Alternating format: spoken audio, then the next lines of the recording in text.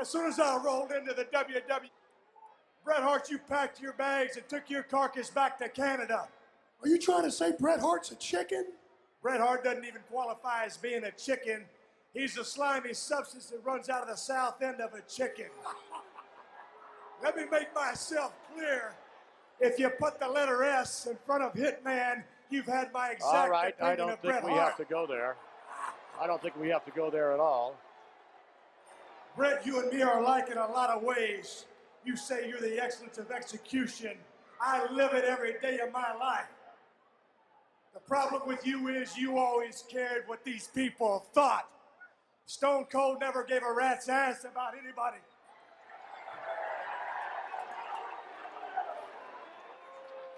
Bret, if you ever do come back, and I hope you do, son, we're going to get in this same ring, and somebody's going to get their ass whipped, and Austin 316 says it's going to be your ass, and that's the bottom line, because Stone Cold said so. And Philadelphia sucks. All right. Because I Stone said Cold so. Steve Austin in his commentary.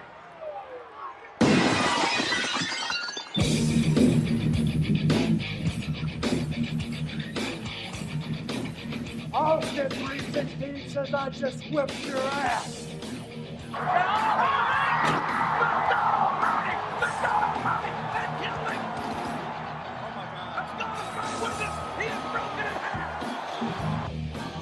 It's me, Austin! Oh, son of a bitch!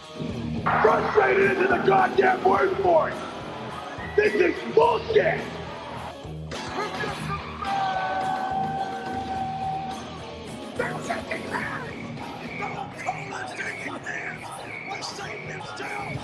I now own WCW. Hey everyone, welcome back. It's the second episode of the Tweener Wrestling Podcast and our second edition of the Era of Attitude. This is Peter, your host, with my co-host Garrett. How's it going, everybody? We're in different towns, but we do this. We waste an entire Sunday just to make you guys happy, make ourselves happy. Make ourselves happy. I can definitely see us making ourselves happy doing Yeah, this. everyone else, just a bonus. I don't think we got anyone listening at this point in time. Okay, sorry, here's a little quick info. I don't know if Garrett wants to share this with everyone, but this is actually our second attempt at doing this. Oh, yeah. Yeah, it is. We recorded the second episode last week, and we thought it was shit, so we're doing it again. We thought and then figured out it was shit, so. Garrett, this is how much we care about. We care a about lot. the quality we put into the TWP podcast. That podcast that doesn't have any listeners, but it's worth it for us in progress. I think a couple of our friends have listened to it so far. Yeah. And they like what they hear. Yeah. Yep, and it's worth it, man. It's fun just for me to do it. It'll be really good in a few months when we actually start getting to the really meat and potatoes of the attitude. Oh, yeah. 98 to 2001-ish? 2000. Yeah. Oh, yeah. And who knows, at some point we'll hit the Reign of Terror. Oh, yeah, the Reign of Terror. I've already come up with an idea of how to fuck you into making you watch all the Raws and I'll watch all the SmackDowns at that point in time. Oh, that's terrible. I know, it's not fair at all, is it? Don't do that to me. But you get back at me, I have to watch the JBL SmackDowns at some point. Oh, Lord, yeah, that's true. Yeah. JBL, okay. And Mark Henry, and anyway, off point. Justin Hawk Bradshaw. So remember, anyone listening, please email us at tweenerwrestlingpodcast@gmail.com and at Tweener Wrestling on Twitter. My girlfriend has said that I need to spell tweener for anyone who doesn't understand how to spell it or what it means. Tweener, tweener, aka a little bit of a heel, a little bit of a face. It's right in the middle. Yep. I like that, right in the middle. Right in the middle. Can we use that as our Twitter line? You know, everyone has a little line. Right in the middle. Right in the middle. I like that. We can roll with that. Awesome. And I think it's an appropriate name just because of, with this Russo-esque booking. Oh, God. Russo loves this antisocial kind of middle-of-the-road, character, the antisocial character. Yeah, he really does. And Cornette used to hate him for that and being like, everyone's fucking antisocial to Vince Russo because Vince Russo's antisocial. Yeah, well, we'll talk a lot about Cornette. Yeah, we'll get there. Good God. I can't wait for his rants in 1997. His 1987 rants are great. They're like that's what made me love Cornette. It's just WWE throwing whatever they can against the wall. Just so angry. Oh, fuck it. Let's just go after the competition now for no reason. They're not even trying to hide it. Yeah, it's great. All right, episode 2. Last time, Garrett, what did we talk about? Oh, God. Last time we had some good stuff. We started with the, we started explaining what the curtain call was, the MSG incident. We had the 316 speech, which is where we really feel the Attitude Era really started. And that's pretty much why we picked to start there, right? It really is. Yeah. We had the Bret Hart still gone. He's not back yet at that point. Like when that whole podcast, he wasn't there. Yep. Mankind versus Undertaker feud started. Paul Bearer turned on Undertaker. Undertaker kind of became his own man. And Mankind, no pun intended with Mankind, but and then Mankind kind of had his really awesome music, and they had some great matches. So, and they'll have more in this podcast. Well, we're going to see Mankind hit his zenith at this point. Yeah. Until about 1998, would you agree with that? Yeah, I'd say about 98. Maybe even a little bit, like maybe the start of 99. Yeah, I'm going to agree with that. Yeah. His high water mark seems to be September 1996 at this point, and then he just fucks off, kind of. We don't really... Yeah, he did. Oh, he just... I don't know what they're doing with him. Who knows? I think because he wouldn't sign a new contract. Yeah, maybe. Oh, Vince takes away his TV time. Yeah.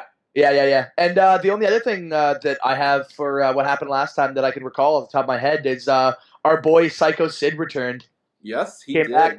He came back and kicked ass. And he's getting over. He's getting way over. He's the most over. And the Wrestle Vessel. Oh, yeah, the Wrestle that we called it last time. The Wrestle Vessel. The Wrestle. They need to bring this back, and they need to put Sunny or some other promiscuous diva on there. Let's throw AJ on there this time. Well, she left, right?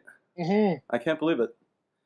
I can't believe she bailed like right after. Oh, my God. Well, she went out on top at least.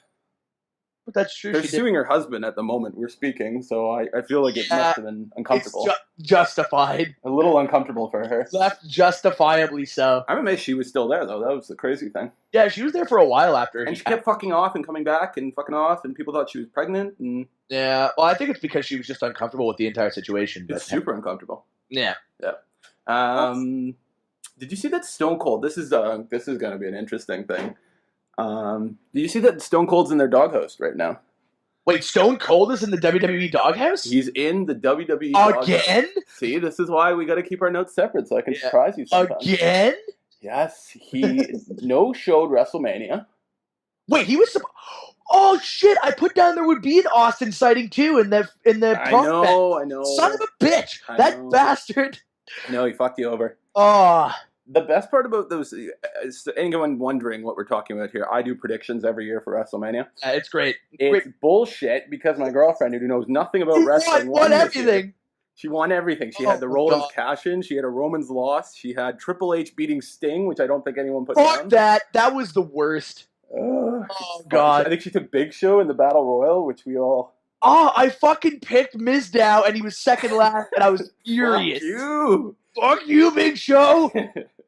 Anyway, so Stone Cold's in the doghouse because he no-showed, or... No-showed WrestleMania, or... Actually, Garrett, I'm making this up. You know why he's in the doghouse? No. He mentioned China on the Triple H podcast. I shit you not. That's apparently why. And Dude, gives no fucks, though. He does what he wants. Well, fuck me. He built the goddamn company again. He saved it. He saved it from itself. He found this burnt-out husk of a Hulkamania mansion, and he rebuilt it by hand. Mm-hmm. A fucking skyscraper. Yeah, I mean, he should be allowed to do whatever the hell he wants. Well, plus he's not...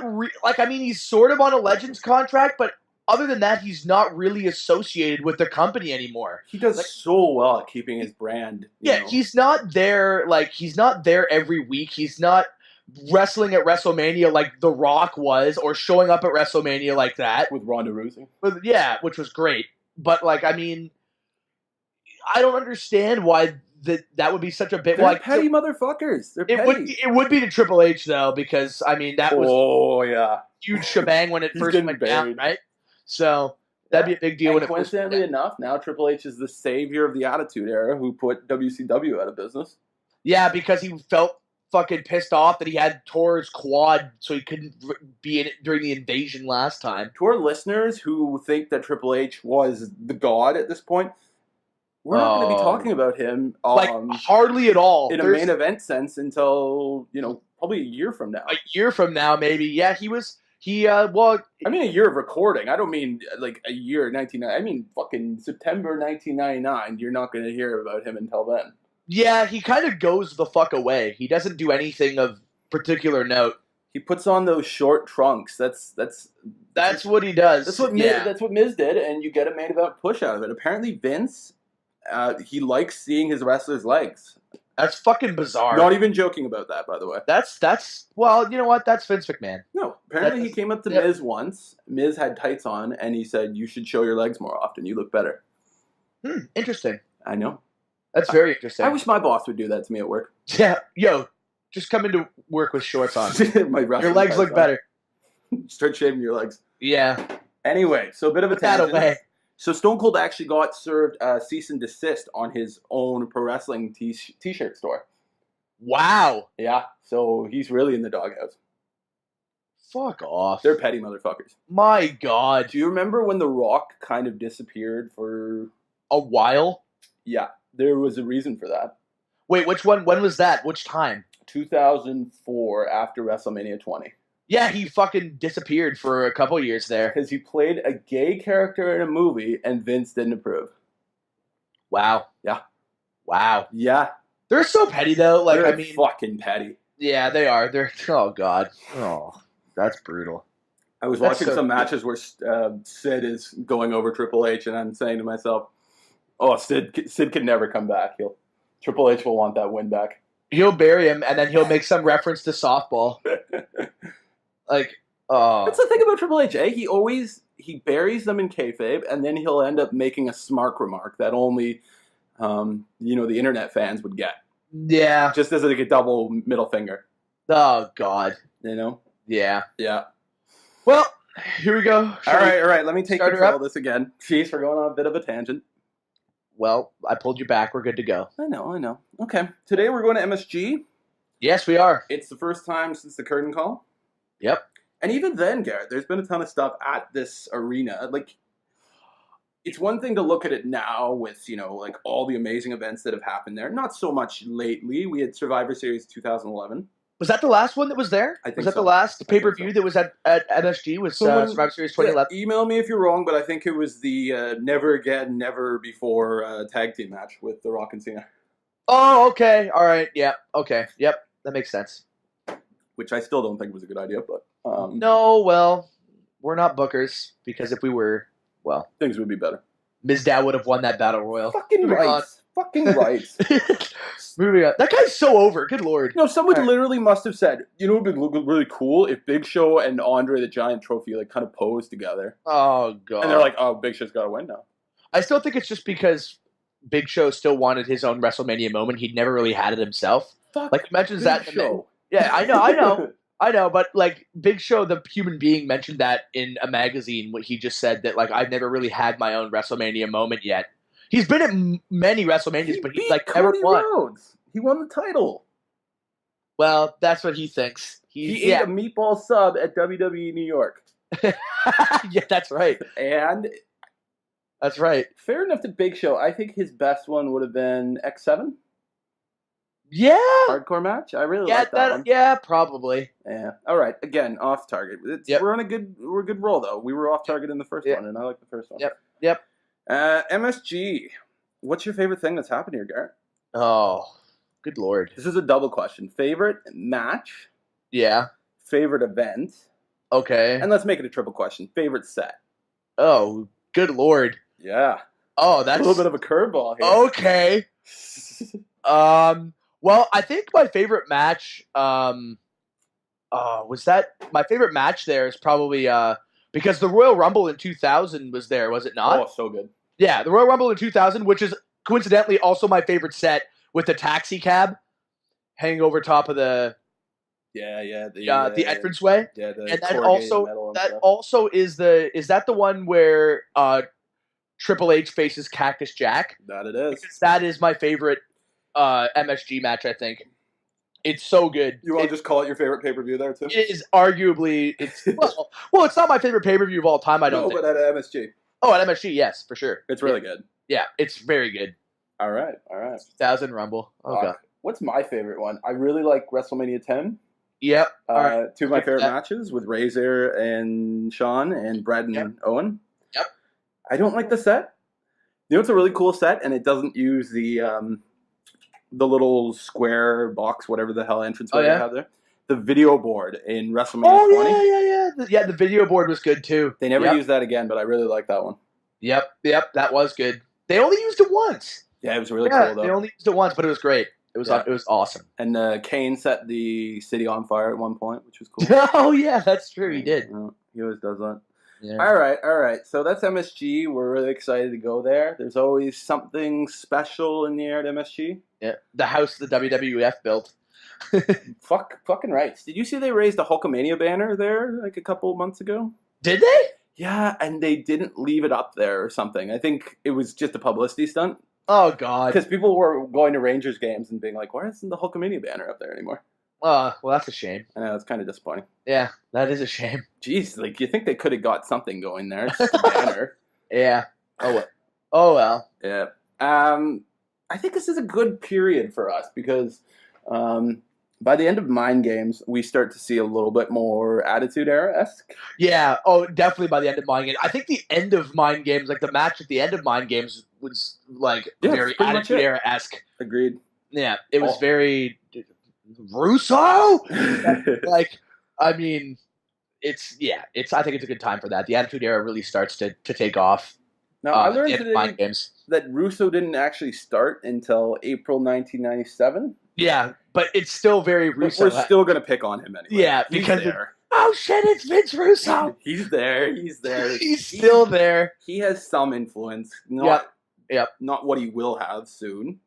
Yeah. And there's a hilarious episode of Raw that actually gives him all this power, which I can't wait to talk about. Oh, yeah. You know which one I'm talking about? I think so. Well, I can't remember the date. The horrible one they film in Germany where it's like... In Berlin? Yeah, it looks like... Arguably the worst Raw of all time. It looks like the curtain call being filmed, you know? It's so shitty. Yeah. Some people like it. It's like competitive. It's all matches. The European title tournament, but... I myself, on a side note, love Berlin, so I'm not holding that against the city. I've never been, but I'm excited to go one day. It's amazing. Yeah. Yeah, so I mean, I think we picked this is a good episode. I love this. I'm going to like this episode a lot. You're going to like which? This episode of the podcast? Yes. Mind Games. We've got Mind Games. We've got Buried Alive. We've got Survivor Series. We're good to go. And I'm throwing in a couple of curveballs that I didn't include in the first run of the second podcast just to fuck with Garrett. Yeah. I like to do that. It's a fun thing to do. I mean, I probably won't know hardly any of them, but that's okay. You always get me.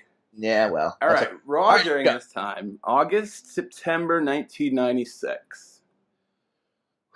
Should we do a WCW podcast after this? I don't know if we should or not. I mean, I never watched WCW, and I really have no interest in watching it now. It would be hilarious to watch Dungeon of Doom and stuff together, though. Oh, God, yeah. But we'd have to be in the same place. All right. Because, someday, when we run out of crappy one of these days. Yeah. So, like 5 years from now, we finally get to the end of the Attitude Era. All right, here's my first curveball. Did you see the C&E Experienced highlights that they showed on Raw during this time? No. Like, they did an outdoor event at the C&E, which is what is it, like an amusement park in Toronto, basically? Yes, it's basically just a big open amusement park in Toronto, the C&E, Yeah, and they had a big event there, and there was 22,000 people. Really? Undertaker beat Mankind in a casket match. HBK beat, I wrote Sid, but it wasn't Sid. It was Goldust in a ladder match. Oh, what the hell? And Sid awesome. Sid wrestled an elephant. Good Lord. He did tug of war with an elephant. It was sick. Oh, my God. All right, I'll see if I can find some highlights of this and send it to you. Anyway, I think they should bring that back. That's kind of cool. Yeah, I would like that. Yeah, more outdoor things. I think SummerSlam could really embrace that sort of shit. I still don't understand why they don't try and have SummerSlam outdoors every year. That's like the epitome of summer. You should have an open stadium. The only one they did was Wembley. I know, but they should have an open stadium and have a SummerSlam outside every year. The only thing you can't have is like weather permitting. As a person in the advertising world, it boggles my mind that they can build WrestleMania as a brand to be in all these domes and stuff. But, you know, SummerSlam and Royal Rumble and even Survivor Series to a certain extent are all pretty strong WWE brands that I think you could do in a big stadium. particularly Survivor Series, and also the Rumble. The Rumble's been going on for what, 25 years now? Yeah. 26? I just don't see why they can't do that and make a fuck ton more money. Was 89 was the first Royal Rumble, right? 88? 88, 89? Yeah, sorry, I don't go back that far. Yeah, but I mean, that's not. It's like, I've been going on almost as long as WrestleMania. People like the Rumble. I mean, they don't like it recently, but... I love the Rumble every year. Well, not every year. I like the Rumble every year except for this year, in which case I wanted to just end my own life. Because fucking, let's have 50-year-old jobbers dump good rising stars out like bags of garbage. It's too funny. It's too funny. God. We would have, well, I mean, it would be. It's the same guy. I was going to say we'd have fake Diesel. Yeah. Throwing out Austin if this was the case this year, but it would be Kane. It was still Kane. It was still Kane. Yep. All right, so... Anyway, ignore my little C&E thing. I think they should bring that back. I think it's a good thing. Yeah. So during this time in Raw, Shawn Michaels does Playgirl. Yes, he does. Someone thought this was a good idea to have their number one babyface, who appeals predominantly to 11-year-old girls, do a male magazine that is kind of skews towards the homosexual market. I don't think Shawn Michaels didn't realize that that's what it was, though, right? He did not. I don't think he had any idea. And then otherwise, he would have flat out refused. I assume he threw a hissy fit backstage once he found out. Yeah, because he says that like all these leather daddies and bikers were showing up to his autograph signings and stuff. Oh, with the 12-year-old girls too. Yeah, of course. This makes no sense. This would be like Cena doing it. Oh, God. And you're just pissing off the people who hate him. Yep. That's what you're doing. And it actually... reinvigorating their hatred. Interestingly enough, Garrett. Yep. This Playgirl thing is going to be a big thing in Shawn Michaels, Bret Hart's Yes, war. It is. Big thing in that feud, which is great. It's such a small thing. It's such a small thing, but whenever anyone brings it up, Michaels hates it. Yeah. Hates it with a fiery passion. They do some funny stuff. I'm going to include a soundbite here. Or like this. Did you put that in there? I don't know where that came. I was young. I was stupid. You told me girls bought that magazine. Calm down, Shawn. Calm down. Moving on. Yeah, Moving on. Hang on. Shawn Michaels, it's a great soundbite from like 2006, 2007 when he was with DX, and he's like, I thought it was, you told me girls read that magazine. Yeah. So kind of a bit of a sense about that. Oh, so good. So good. But yeah, interestingly enough, I'm going to say the Playgirl caused the Montreal Screwjob, Garrett. Woo. No, I'm fucking with you, but... I was like, wow, that is a bold statement. Yeah, I was going to be like, well, you could make an argument. And then I thought about it and was like, no, you're wrong. No. You're wrong. I think it's definitely going to be one of those straws that eventually breaks the back. Yeah. Yeah, it's a combination of factors, but it could be said that it sort of led to it. All right, moving on. I want to talk about another horrible Raw here. I don't know the date. I should have wrote the date on this. Was it in September? Yeah, September. Okay. We're super professional here, clearly. Farouk defeated Savio in a title quarterfinal match. The Stalker made his debut and defeated DL Hopper. Thank God. Crush defeated Freddie Joe Floyd. Oh, yeah. Then The Undertaker defeated Salvatore Sincere in a 10-minute match. Oh, God. Jesus I don't understand how they could justify booking matches for longer than, 5 minutes when you have an hour-long Raw. But I guess they just didn't have the superstars in the roster to do it in 96. Well, wait till we get to the Royal Rumble, and it's literally every Mexican wrestler ever. And jobbers. And The Undertaker, Vader, Shawn Michaels, Stone Cold, Sid, and Bret Hart. And then everyone else is just every Mexican wrestler. And jobbers. And we're supposed to care about these people? Yeah, I know. Not to pull Vince Russo here, but I've never seen these people before in my life. He's terrible, though.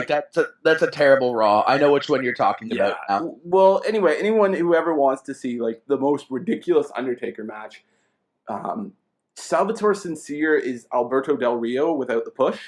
Yeah, that's a very good analogy. And he is just fucking giving it to The Undertaker in this match. Like, hard. Like, really hard. I'm assuming The Undertaker watches this match every day in 2001 to be The Undertaker, Become the badass? Yeah, when he becomes this no-seller and just refuses to let anyone look good against him. Yeah, I imagine that was probably the cause.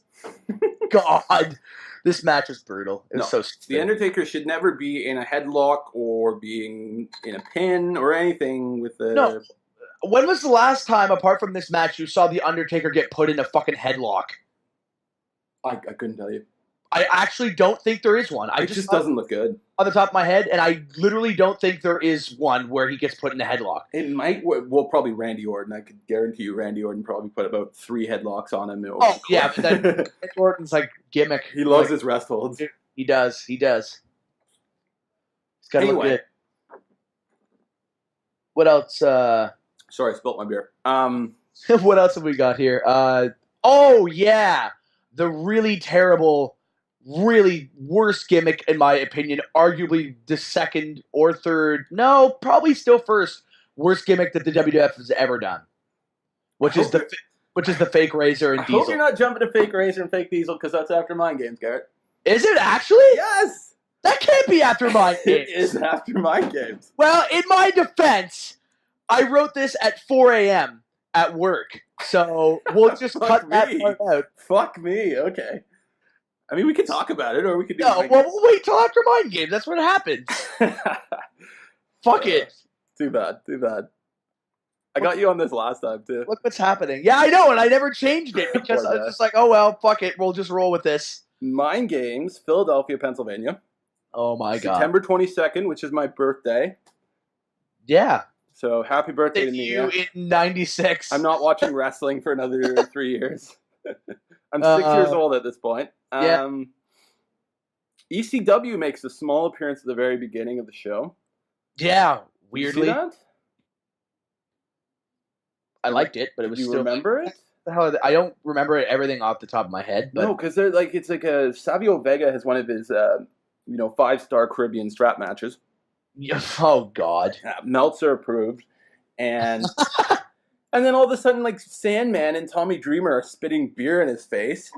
Yeah. And Vince is like, oh, it's a rival wrestling promotion. Yeah. And then we won't see ECW again until, like, 1997. Yeah. Garrett. God. I jumped ahead a little bit here. Did you? Well, I don't know what I was doing, but I was watching a Raw from 1997. Do you know who I saw? Who's that? Rob Van Dam. In 97? Yes. Really? Yes, he has a storyline on Raw. That's fucking bizarre. It's fucking crazy. For Jesus 97. Christ, that a star like that was like, and he wasn't a jobber. He was getting a push at this point, and then bail over to the ECW. I can't wait to get because it was the ECW was invading Raw at this point. Oh right, yeah. That's man, I couldn't believe it. Yep, that's great. Well, now I have something else to look forward to in 97. Sorry for the spoilers, but 1997 is fucking crazy. Yeah, everything hits. They're so desperate, and shit hits all the fans. They will do anything. They will. Going into Mind Games, Mero was the he won the title, right? The Intercontinental Championship. Yeah, he wins the tournament. Yeah, he wins that title. I don't know if the tournament's on that live Raw where Fake Diesel and Fake Razor debut, but we can talk about it. Oh God, is it after Mind Games too? I think so. I didn't think it was, but all right. That's okay. I might have just messed my notes up there, but we can talk about that after Mind Games if that's the case. Let's just look through it's after Mind Games. Yeah, that's fine. I'm not that upset about it. You're a little upset. Well, I'm just more like I thought I had that exact spot, and now I'm a little upset at myself. Oh, that's too funny. All right, so Mind Games. We've got Mind Games. Yeah. You're playing some Mind Games right now with this fucking... you got this in the wrong spot. You've got me doubting the rest of this podcast now. Garrett, that happened in 1999. That was the higher powers. Yeah, oh God. Oh, it's me, Austin! Like, no, fuck you. We're done here.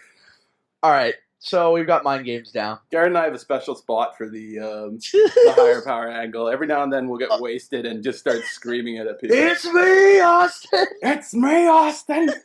Oh, son of a bitch! Yeah, one person always has to say that, JR. Arguably my favorite soundbite of the entire Attitude Era. Well, it's in our intro. I mean, I know, it's amazing! Remember I emailed you? I'm like, we're going to put that in there. We couldn't not put that in the intro. It's great. It's brilliant. It's one of the best things that ever happened. If they had lost the war, that would be the thing WCW always makes fun of them for. Yeah, it would be. It really would be. That would be in the WCW intro if WWF lost the war. Yeah. Do you want to talk about what we got? Owen Hart, Bulldog, Smoking Gun? Should we start there? It was a good match. It was pretty generic. I literally don't have anything else other than Owen Hart and Bulldog versus the Smoking Guns. There was nothing too exciting there. No, I mean, Owen Hart's good at wrestling. They do a funny thing where they write on Sonny's poster. I like that. Oh, yeah, right before. Yeah. That's Sonny's poster always falls from the ceiling. Mm-hmm. And on that occasion, Owen and Bulldog had apparently ridden all over it and drawn a mustache on it. Yeah, a mustache and everything. Which is funny because when you think of Owen as a practical joker, that works out too. He was a practical joker. Yeah, big time. Big time. We'll get to that too. That Raw's Owen episode is going to kill me. Oh, fuck. Can we just skip it? I still remember everything, so we probably could. No, I watched it when I was like 9. So. No, it's awful. It's just so depressing. All right, I'm looking forward to watching it.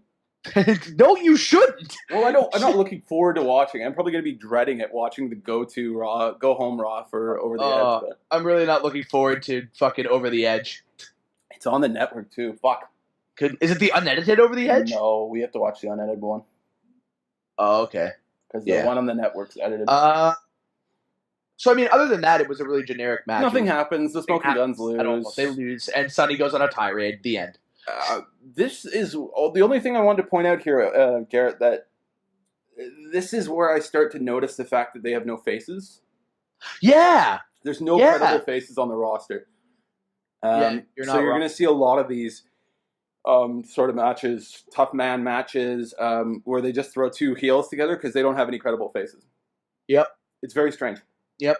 That's okay. I mean, that's kind of works. It sort of works now. That's the recipe that creates the conditions. I think the only reason it works is because it had to, or they would have been 6 inches or 6 feet deep now. Well, I have a special treat for you later that I'm going to discuss the hierarchy of jobbers in the World Wrestling Federation. Oh, nice. I'm actually excited for that. I'm very excited. We can agree and disagree which one should be where, but... Yeah. Okay, Brian Pillman and Owen Hart have been saying that Bret's coming back. Yeah.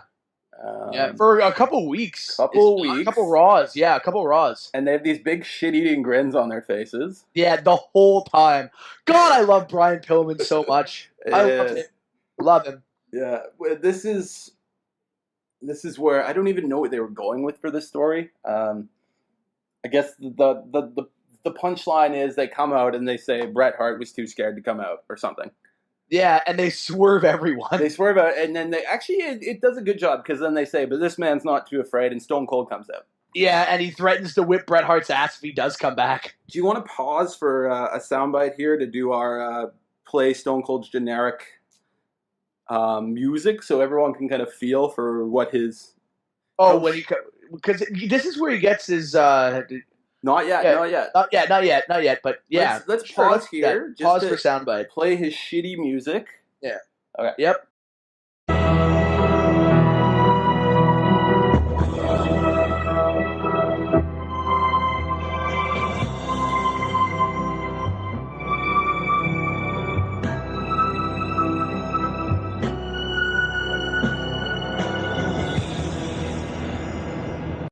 Yeah, that's the music of a future superstar right there. That's money. And it's about goddamn time. No, Garrett, this is the shitty music. I know. Oh yeah, that is. Yes. I think this music was so shitty that they realized maybe we should get this guy some better music. Well, you've pointed out so many times that he'll just be in the ring because they don't have this music. They have no idea what they want to do with them. They should have just kept it going. You know, WrestleMania X7, the My Way promo ends and Austin's already in the ring.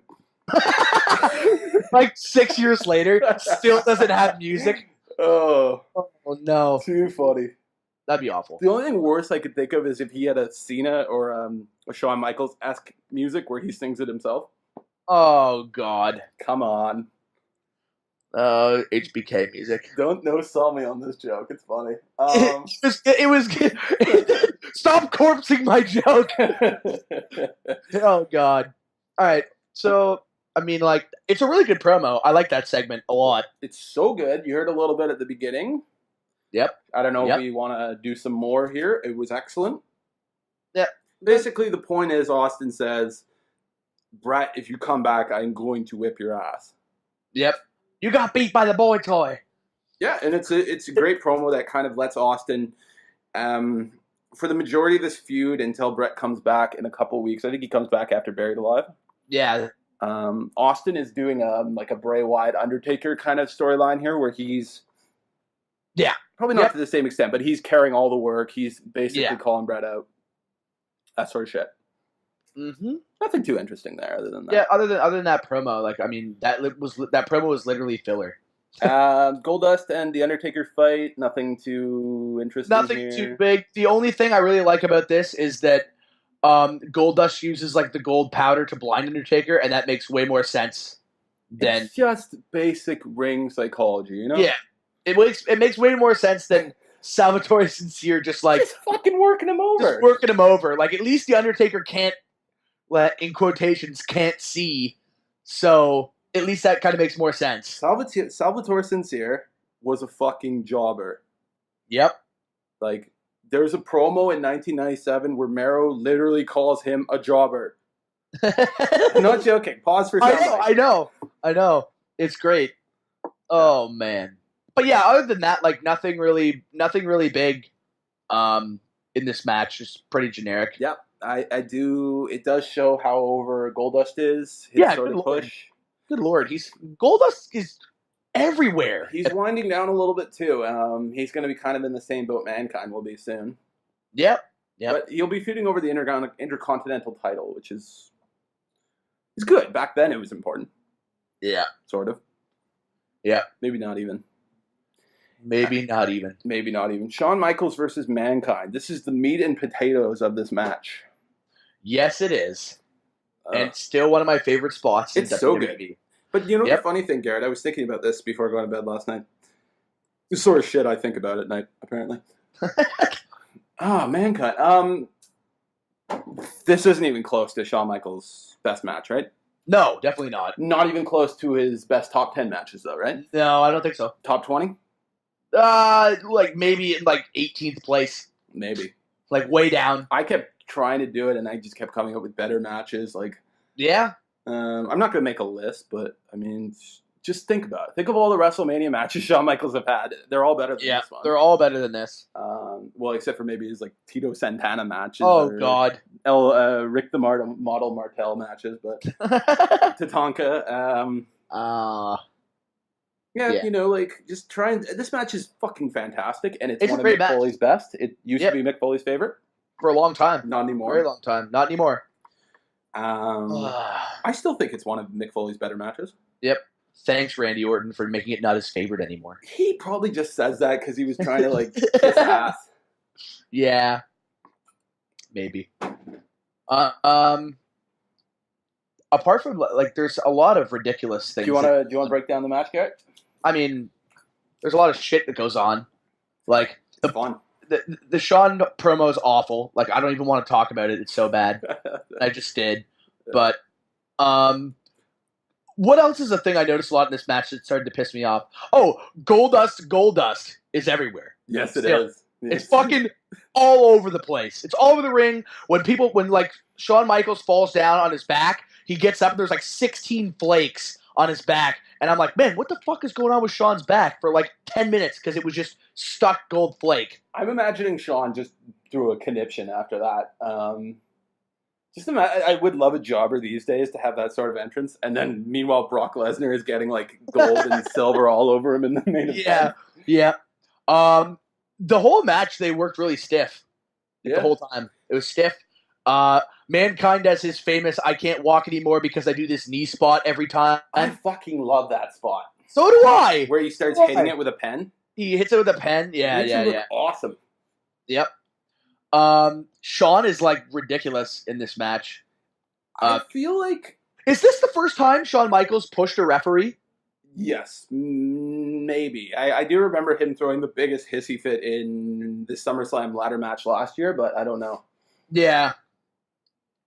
I mean, there's like holy shit. There's I've got like 6 spots written down. There's a jumping sweet chin music into a chair, Which doesn't even finish the match. no. He hits him with a Van Terminator, basically. Yep. Or is it a Van Daminator? I think it's a Van Daminator, but Yeah. either way. Like, there's that concrete splash table bump, like, HBK goes over the top rope, and all that shit. God. Oh, I also really liked in this match, and I always forget, and then I'm really glad I wrote it down this time, Michaels going after Mankind's hand. Yeah. Really, that's just good in-ring smarts, in my opinion. Guy's got the mandible claws, a finishing move. Break the fucker's hand. Good He's psychology. not going to be able to use it. Good psychology. Very similar to the Goldust with the gold earlier. Yeah. And the Undertaker must be watching this backstage because he actually Yeah. steals the spot for the rest of his Mankind matches. Yeah, he does. Or maybe Mick just says, this is something Shawn and I worked out. What we should try it too. Yeah. I wonder, because Mick doesn't really break it down in his book, which is weird because he says, I love this match, all this sort of stuff. But I wonder if he went to Shawn and basically was like, carte blanche, do whatever you want, I can take it, hit me, whatever. Yeah. Because Mick liked working stiff. Like, he'd work stiff with Vader, which is ill-advised. Ill-advised, and probably ended his career. It ended his right ear, that's for sure. His right ear, yeah. Oh, man, yeah, because he did that hangman spot. And then Vader hit him so hard his ear, which was hanging, and went flying. It fucking got ripped off. Yeah. Oh, my God. Yeah. That just sounds awful even talking about it again. Because they used to do the old hardway blade, where you just punch the guy above the eyebrow enough that he'd start bleeding. Which is crazy. I feel like they still do that today. Like, Lesnar does that. Well, Lesnar's a fighter, or was, so he's just like, I just do it. Lesnar, no one's going to tell Lesnar to take it easy on them. Yeah, no. Because he won't. Great. This is I can't stress this enough how much I like this ending to this match. I know you were talking. This is like one of your first wrestling memories. One of my first memories and one of my favorite moments in wrestling for so long, probably until like 1998. And another Mankind moment. It's a great moment, and they should sell it more and show it more. Yeah, like for those of you who don't know, the match breaks down into fucking chaos by the end. Like, they're just beating the shit out of each other. Mankind tells Paul Bearer, who's with Mankind at this point in time as his manager, to open up the casket so he can put Shawn Michaels in it. And then Michaels rallies back and starts fighting Mankind. And then Mankind gets the upper. And this is all in the span of like 10 seconds, by the way. And then he tells Paul Bearer to open the casket again. And when he opens it the second time, Undertaker's there and he sits up. The crowd goes fucking bonkers. And he just gets up and beats the shit out of Mankind. And Shawn Michaels wins the match. But the whole Undertaker had to be under there, right? Yes. Like, it had to be a There double. was a pedestal under the casket, which I think they just... And they're like, oh, just wait there for like the 20 minutes this match is going to be Undertaker. Hope you don't have to go to the bathroom. I wonder if the casket starts like shaking as the Undertaker like climbs into it from I below don't or know. something. I don't know. I always thought that like it'd be really cool if they had like some sort of mechanism, so like you could just lay flat underneath the other guy, and then when it was your time, it would like be like hydraulic lift and kind of like lift you up into where you had to be instead of you like, because like there's always a risk if that happens. Like, who's to say a guy's gonna try and get in the casket and the casket's just gonna fall over? Casket falls You know what over, I mean? the Undertaker rolls. Yeah, out. just rolls out like, you know what I mean? What a pro. Like crawls under the ring. Oh Lord. But so I mean, that was Mind Games. Overall, what do we feel if you had to give this pay-per-view a rating out of 5? I'm not gonna rate the pay-per-view. Okay. You know my theory on pay-per-view, and anyone who doesn't know my rating on pay-per-view, well, why would you? You just met me. My theory is if there's 2 good matches on a pay-per-view, it's a good pay-per-view. Yeah, that's fair. And they usually have to be upper, so like good examples. SummerSlam 1998 has A really good Austin match with The Undertaker, and a really good Triple H Rock match. Yep. So that's a good pay-per-view to me. Okay. And then like a great pay-per-view is when I'm like, oh my God, like WrestleMania X7. WrestleMania 17, WrestleMania 30, Survivor Series 2002, that sort of shit. Yeah. So I actually like this pay-per-view quite a bit. There's some really good matches. Yep. Everyone's really giving it their all, clearly. And this main event is just probably the best thing I've seen so far in 1996. Yep, it's so good. Oh, God. It's amazing. I said it myself in my notes, but they weren't really selling it. The mind games of Mankind and Paul Bearer are what causes Shawn Michaels to go crazy in this match. Oh, really? Yes, basically. Oh, right. I think Yeah. that's what they were trying to get with. Yeah. He does, one funny thing is he does a fucking Ric Flair, he does the figure four, and then he goes, woo, while he's cinching his arm. I forgot about that. Yeah, it's too funny. Yeah. Actually, my favorite spot in this match, you didn't mention it, is the Hangman spot. Oh, yeah, okay. I'm amazed that he's still doing this spot, like, after losing his ear to it. Yeah, But that Hangman spot's absurd. This one just is so perfect because his, like, eyes are bulging out. Yeah. And he looks weird. I don't know why he looks so different, but he looks like a lot darker at this point. It's the turd costume. Yeah, I think it's the brown. It's the brown. the shit costume. The shit costume. And then Shawn I don't know if Shawn's coming over to beat the shit out of him, which probably was. But Mankind, like, cinches in the mandible claw while he does it, which is really cool, too. Yep. Yeah, no comedy. I liked it. It was good. It was good. Now we can talk about your favorite gimmick of all time. I hate you for saying it was my favorite. God, I wish that this whole section of WWF tape would burn in the 7th ring of hell for all eternity. Well, they were doing the Huckster and the Nacho Man earlier this year, so I know. it makes sense that they brought in the big boys here. Yeah, but that is just the worst part. Like, why would they even think that a fake of something was a good idea? Well, the funny thing is, if this had worked, I mean, this is kind of a Mexican thing. Mexican wrestlers will often keep their mask and, keep that continuity going for years and years and years and years, even if it's a different wrestler. Yeah, but that's because they have a fucking mask. I know. Like, I mean, look at trigger warning, TNA reference. Look at Suicide and trigger warning. Yeah, Suicide. Because he was like 3 different people. Or even Sin Cara. Or in Sin Cara, yeah. Botch Cara. And, I love Sin Cara. Botch Cara. Yeah, this was terrible. Then they made JR a heel. They fucked up, and then they made JR take the blame. Yep. And the weirdest thing is how do I explain it? They're fakes, but they never acknowledge them as fakes.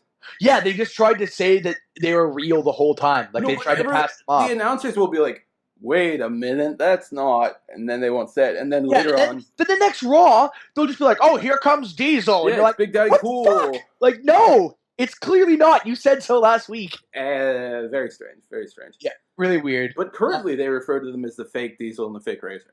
Yep. Now that Kevin Nash is and Scott Hall are Hall of Famers. Yep. What a fucking world. Oh, God. Do you know they're making a Click DVD or a Blu-ray or whatever it is? Are they? Yes, the Click are now the greatest thing in the world because they're all Hall of Famers and they built this company and all this other bullshit. Sorry, 4 Horsemen. Fuck you, Click. Go away. I mean, DX and NWO are one thing, but I don't think the Click... Let's not get into it. I think the biggest thing the Click ever did was leave. I'm not joking. Yeah, I know. Yeah. It's just funny that we could say it is the biggest thing they ever did for the company was leave. The curtain call. Yep, that was the biggest thing they did. Because it forced them to be original and not like, oh, I'm just going to wrestle my fucking best friend for another, 10 months. Forced them to be original and... compete against each other. And yet they're still recording 4 weeks of Raws. Yeah, well, we'll get there. But hey, we'll get there. I can't wait till we do that Marilyn Manson Beautiful People intro. Oh, yeah. Fuck, that's a good series of Raws. Very good intro. Which becomes the SmackDown intro in 2000. The funny thing about this feud is that the people at CW thought it was like a legitimate thing. They thought that they were leaving. WCW? Yeah, they thought they were leaving. They're like, here, take these contracts. Take them. Sign them for more money. We got fucking money to burn here. Who cares? Yeah, exactly. I don't want to contribute to the WWE narrative that WCW was just the most inept company. But they kind of were.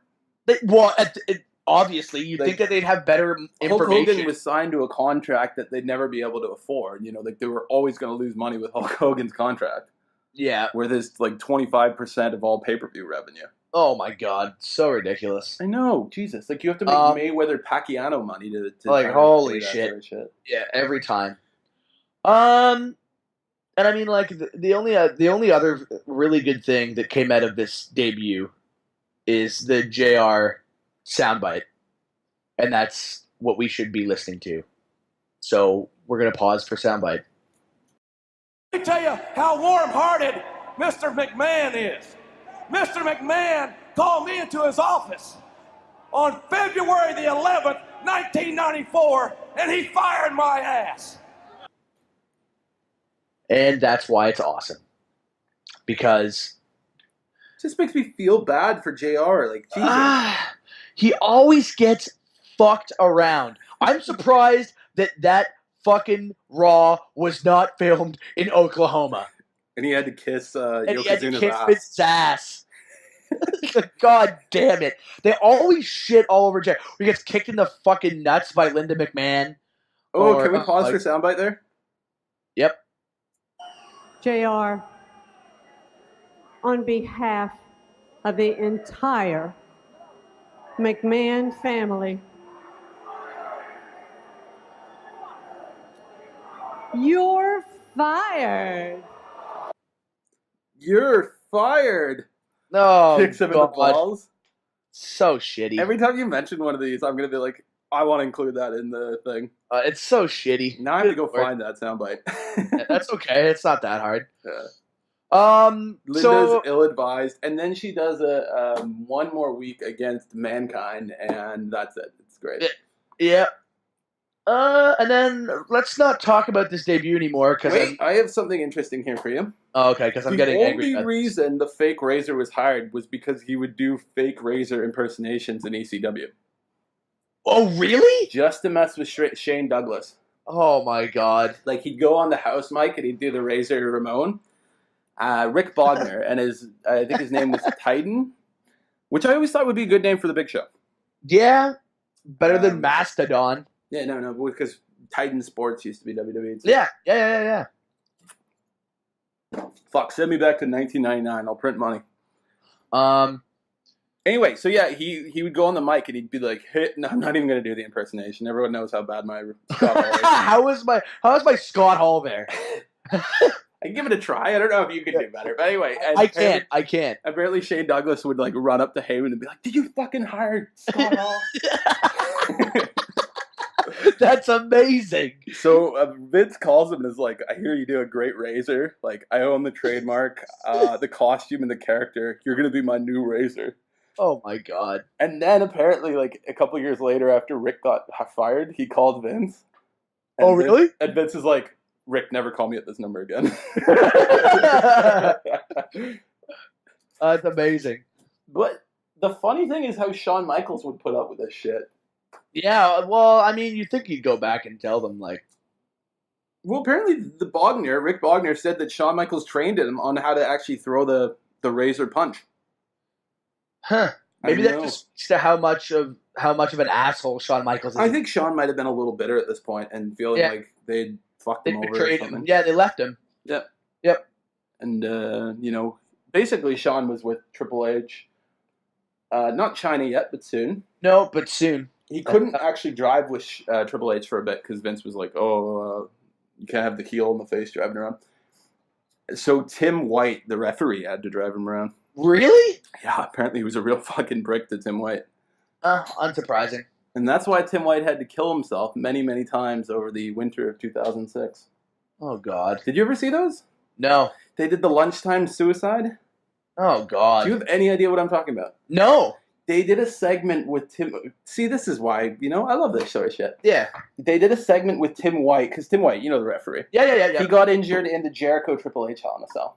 Mm-hmm. And so they did a segment at Armageddon where he was talking about Hell in a Cell, and he gets a gun and he kills himself on TV. Jesus Christ! What the fuck? Are they trying? No, wait. I'm not done. What? And so it turns out he didn't actually kill himself, but he hurt himself really badly. So they would interview him I don't know when. They'd interview him at lunchtime every Monday or something on WWE.com, and he'd come up with a new way to kill himself. Good God. And this was like a month after Eddie Guerrero died. Oh, Jesus. I can't This believe is why I didn't watch 2006. YouTube, the Tim White lunchtime suicides. Write that down. That's terrible. So funny. Good Lord. Yeah. That's brutal. Do you want to talk about the old IC title tournament? I don't think it is the final at this point, right? Or is it just like the whole tournament? Yeah, the whole tournament. we don't have to talk about the whole tournament. But no, like, I mean, nothing really big happens apart from, like, the final when Mark Marrow wins. Yes, he did, and he won it for his best friend Sable. And Jesus Christ. And Jesus Christ. Trained by Russo. It's the first time that we've heard Marrow really do any sort of talking now for longer than like a second. He has no personality. No, because that's the problem with his gimmick. He had nothing. The only thing I remember Mark Marrow for is getting powerbombed by Sable. Oh, what a great moment in wrestling history. That's pretty good. Yeah, there was like an interesting thing with like Sable and Sunny here because like she came out with Farouk at the time. If either of those girls could have wrestled, I feel like they would have done well in a feud. Yeah. And I mean, like, I think you and I discussed how we thought that that Sable was supposed to be like a 1996 version of Miss Elizabeth. Which they were a little bit off the mark for. Yeah, no kidding. God. They like to do that. They like to kind of make you fit like a previous wrestler. And then when you completely blow them away with what you can do, like, I don't know. I can't think of an example, obviously, but... Yeah. You know, like, they're trying to be like Roman Reigns. He's the new John Cena. No, he's fucking Roman Reigns. He's Roman Reigns. Stop trying to make him into another character. Okay, I got a good one. Sheamus. They basically turned him into John Cena. Yep. And now he has some sort of weird gimmick where he buries the IWC favorites, which I kind of like. Yeah, actually, I do like that. It's weird. He has he's becoming the third member of the local Men Ruin Everything Club. Oh God! But at least like Sheamus is decent and interesting and young. Yeah, with that stupid new hair. You look stupid. Yeah, and I mean, other than that, like, the only thing I found really funny about this match is that Marrow goes backstage and celebrates with all the jobbers, which is literally like an NHL-sized dressing room full of jobbers. Okay, like, this is it, Garrett. I'm going to bring you my jobber hierarchy. Oh, nice. Here we go. All right, I've been waiting for this. So let me know. Let me know if I need to move people around here. Okay. I've got my curtain jerker jobbers. Right. They start the show. They get pinned. They get paid to lie in their back. I got my mid-card jobbers, and I got my main event jobbers. Okay, all right. All right, curtain jerkers. We got Alex the Pug Porteau. Oh, God. And Freddie Joe Floyd. Yeah, Freddie Joe Floyd is, like, he shows up a lot more later and then, like, just disappears because he's the biggest jobber. And my mid-carder jobbers are Salvatore Sincere. Yeah. The Goon. Oh yeah, the Goon. I might be ranking the Goon a little too high. Yeah, I don't think the Goon is low enough. All right, let's bump the Goon down. He's a curtain jerker. The Goon should have worn a jersey of the opposing team he was playing against. I would have liked that. Yeah, if he like came into Vancouver with like a. We don't really have rivals right now. Yeah, if he came to Toronto with like a Montreal jersey. Yeah, or Ottawa, even though Ottawa wasn't really a thing back then. Yeah, well, they were, but not really. Yeah. They were. Nah, let's not talk about hockey. No one. Yeah, fuck that. Yeah. We've been on podcasts about that. Duke the Dumpster Drosy. Yeah. Aldo Montoya. Oh, God. Bob Sparkplug Hawley. Oh, yeah. Bob Hawley was such a mid-card jobber. But he becomes somewhat of a mid-card. Only because of the hardcore title. I know. He does well, though. Yeah, he does. He does. And he gets like himself a job for being a dick, like JBL. Yeah. Vince sometimes likes those like guys to, abuse people in the locker room. Yep. Skip and Zip. Oh, God. All right, yeah. My main event jobbers. Should I bump anyone down? You said the Goon goes down. The Goon goes down. All right, the Goon's going down. The Godwins. Yeah, they are. Yeah, you're right. Main event jobbers. Yeah, they are. Flash Funk. Yep. I actually really liked watching Flash Funk. You mean Too Cold Scorpio? Yeah, and also, who's the fucking guy that they had recently? Brodus Clay? Brodus Clay. The Funkasaurus? Yeah, that's literally what he is. Vince likes those gimmicks, where it's... I think it's just because Vince is a racist. Probably. No one sue me.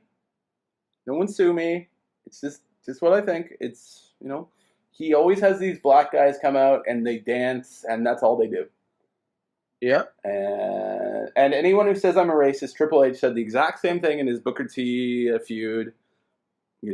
People like you are here to make me dance. So it's not me. It's the WWE just being disgusting promotion. Let's go after Triple H first. Yes. All right. Let me get out of this argument because it makes me uncomfortable. Garrett, I might have you edit this part. Yeah, that's fine. Who else we got? We got Leif Cassidy. Yeah, or Al Snow for those of you out there. Marty Jannetty, who I think is gone at this point. He's gone by now. I think his last match was just before Mind Games. It's amazing they couldn't do anything with him. Well, it just shows you how strong a character Shawn Michaels was. Yeah, but I feel like Marty Jannetty.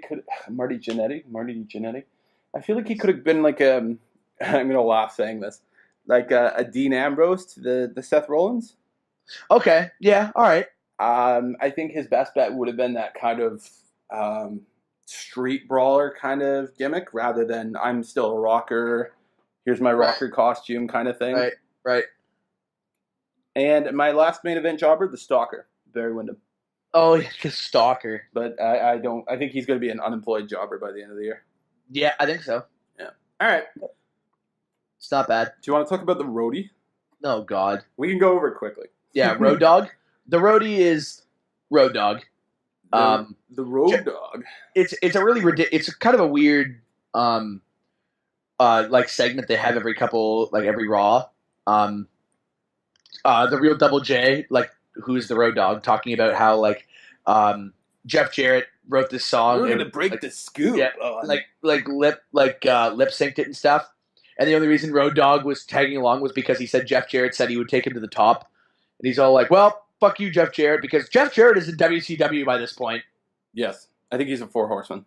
Yeah. So, he comes back again, and then he's gone again, but he is in WCW at this point. Can we play the song? Yeah.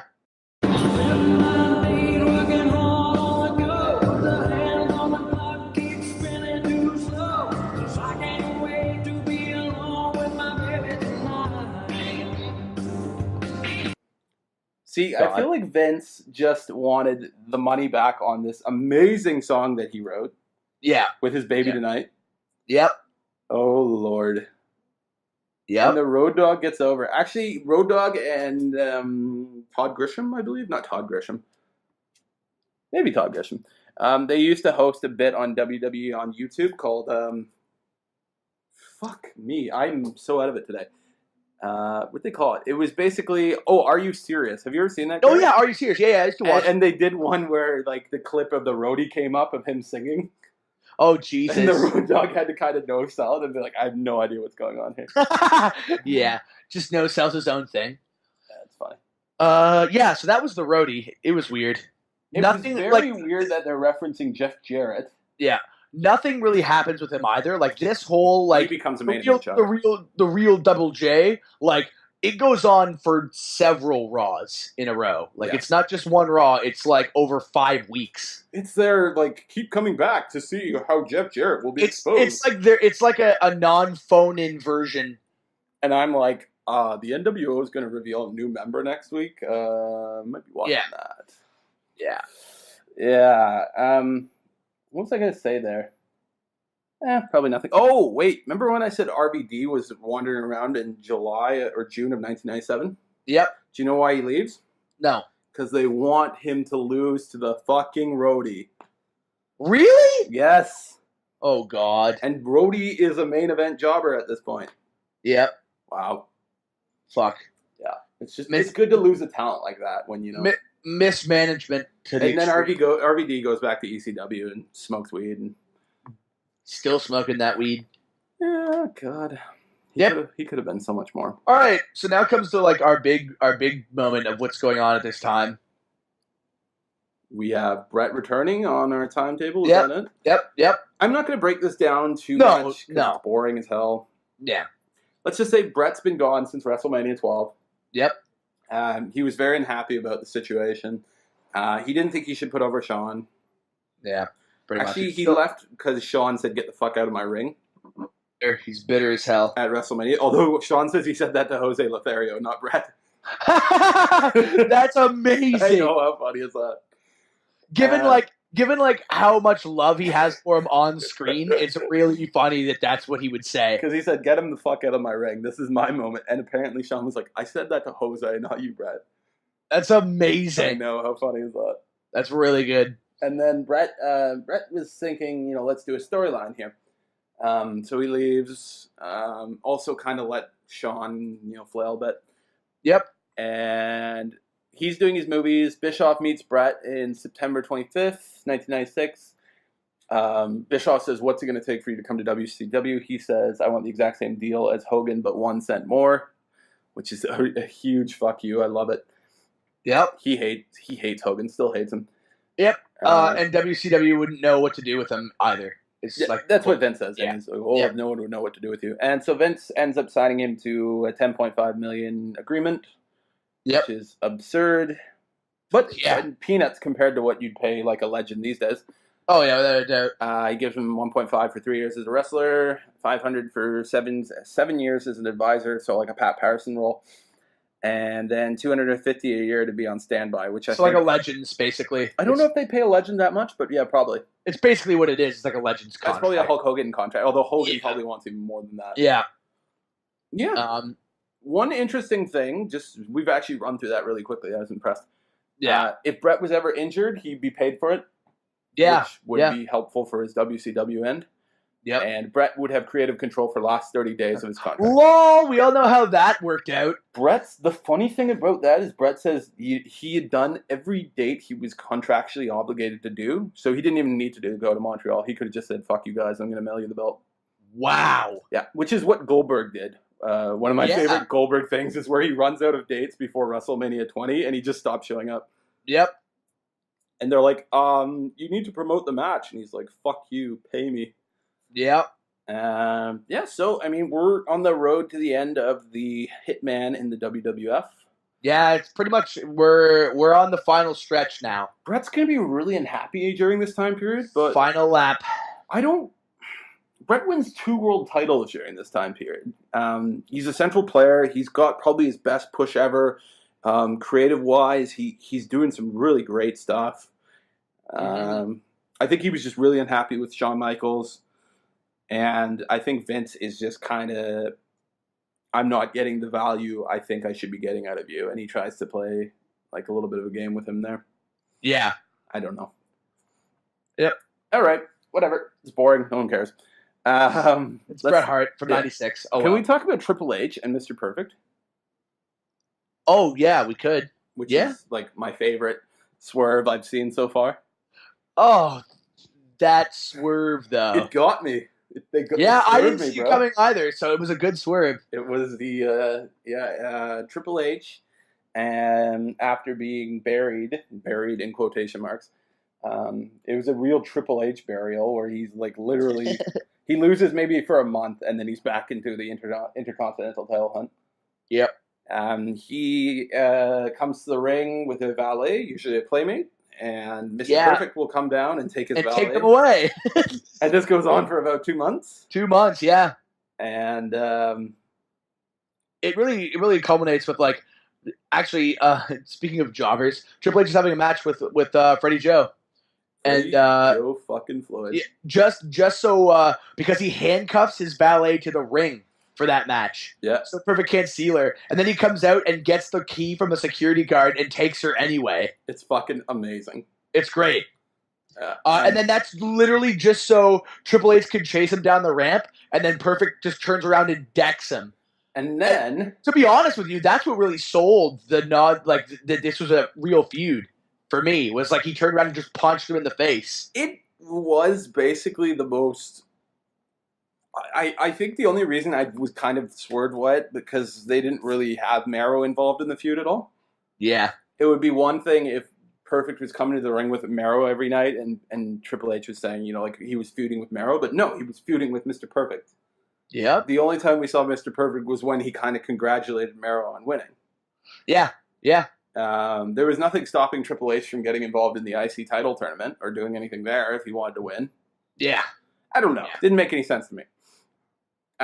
So the point of it all is Mr. Perfect gets injured, but he still has a match with Triple H, and he says, well, Mero will fight you for me. Yeah. And Triple H says, well, no, I'm not doing it unless the belt's on the line. Mero says, okay, let's do it. Yep. And then he gets a fucking chair shot to the face. To the face. He gets an unprotected chair shot on a nothing Raw. Raw waffles him. And then, so Mr. Perfect turns heel. He gives the belt to Triple H. And then Mr. Perfect leaves, so there's no real point to the storyline.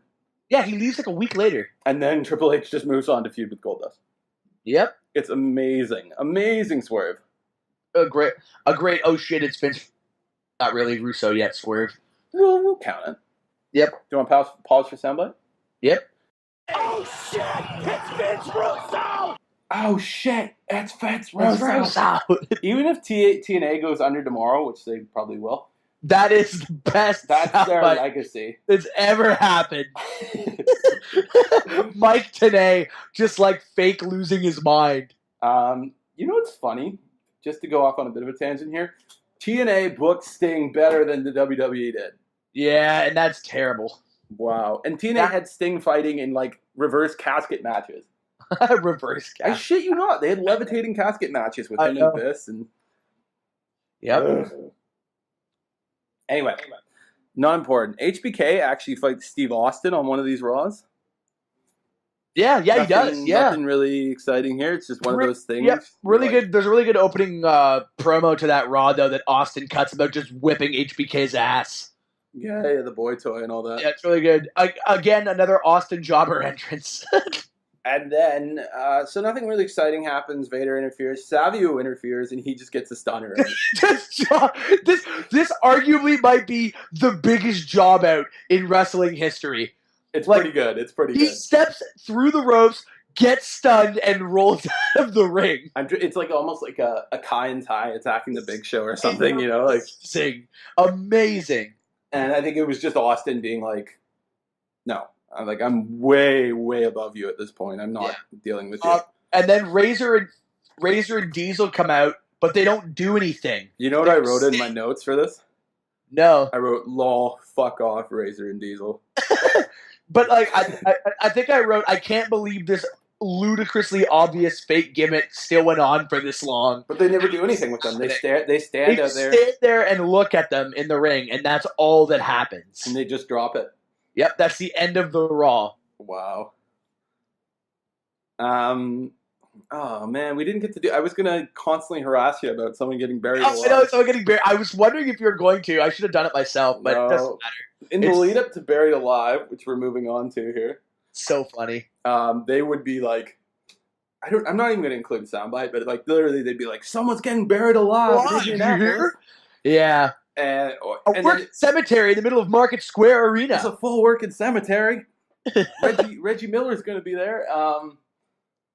Yeah, but they were really selling. I don't know if it's because they were like, no one will belie that someone is getting buried. Someone's gonna die. Is this a Vince Russo? No, not yet. Not yet. But God, it just seems so Russo-esque. It's better than Russo because again, Russo does levitating casket matches, but this is one of the first ones they've ever done, so there's a lot of fuck ups. You can actually see them switching the Undertaker out and all these other things. Yeah, it's really funny. Unlike where they can do it now, because like everything in that match serves a purpose. The amount of dirt obscures part of the crowd from seeing the whole. Like the tombstone blocks the crowd. Like usually there's a dump truck there, which I think they learned after this match. After the first one, yeah, for obvious reasons. We'll get to that. Yeah. So. Again, our first match on the card is Stone Cold versus Triple H. Pretty standard. It's another one of those we don't have any faces. Yeah, it's honestly one of the most generic matches we've seen up until this point. I Because think Savio and Stone Cold were going to fight, but I feel like they just took Savio out. Yeah, because Savio's a piece of shit. I don't know if he was injured or if they were just. Like, he might have been injured because that makes me think that's the only reason. Because even on the last Raw, when he jobs out to Austin, it's like, here comes Savio Vega. He's coming for Austin before Buried Alive, and like then it doesn't show up at Buried Alive. Yeah, it's a really generic match. It's like there's literally nothing out of the ordinary. A couple stunners, reversals, pins, the end. And JR's mic doesn't work. Yeah. Oh yeah, and Vince just keeps fucking plugging him. And he being just like, keeps making fun of. Yeah, he just keeps making fun about how. And he's like, "Can we get a working microphone?" Oh, it's so funny. It's so funny. Next one, Smoking Guns versus Bulldog and Owen again. Another standard. Like, they win again. Yeah. Owen and Bulldog. Nothing too exciting. Billy is kind of trying to bone Sonny, that sort of thing. Yeah. Mankind. So, do you want to just jump to Undertaker Mankind? I didn't write any other matches. The only other one I have down is the Sid versus Vader match. Oh yeah. Because like they made it seem like it was clearly obvious where like they wanted to make Sid seem like he was like this absurd Superman. So like he did a whole shitload of crazy power moves to Vader, who's like 450 pounds. But he can't powerbomb the guy. But he can't powerbomb him. But he power slams him, and to me it was like a flashback to when Hogan like fucking power slammed Andre the Giant. They should make like a collage of every time they've tried to do that. Oh God! My favorite was the one where they had Khali or Kane slam the Great Khali. Oh yeah, in WrestleMania 23, and they're like, my God. Yeah, they lost their mind. I'm like, oh my fuck. The only like one close I to think that. I think the only one that's close to that now is when Cesaro picked up fucking Big Show. I think you and I are thinking the exact same thing. Yeah, in the first Battle Royal.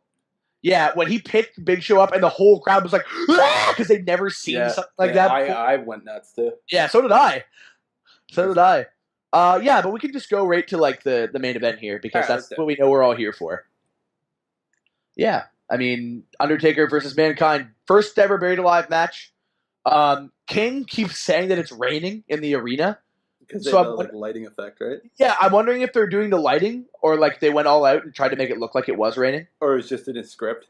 Yeah, it was just like Byron being like, "Oh, here comes Rusev." Oh, fuck. Yeah.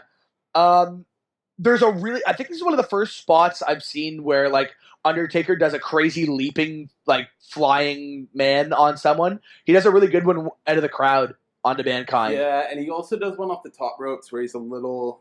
It might be one of his earliest ones because he's a little. He looks really uncomfortable up there. He's kind of like teetering there, and then he does it. Yeah, he's good to fly later on. The other thing that was really funny to me is that Vince kept trying to say that weapons weren't allowed in this match. It's a fucking buried alive match, and like King keeps trying to tell me, he's like, "You said this was an unsanctioned match." He's like, "Well, that doesn't mean that weapons are all right." And King's like, "Vince, it's an match. It's literally not even technically on the card.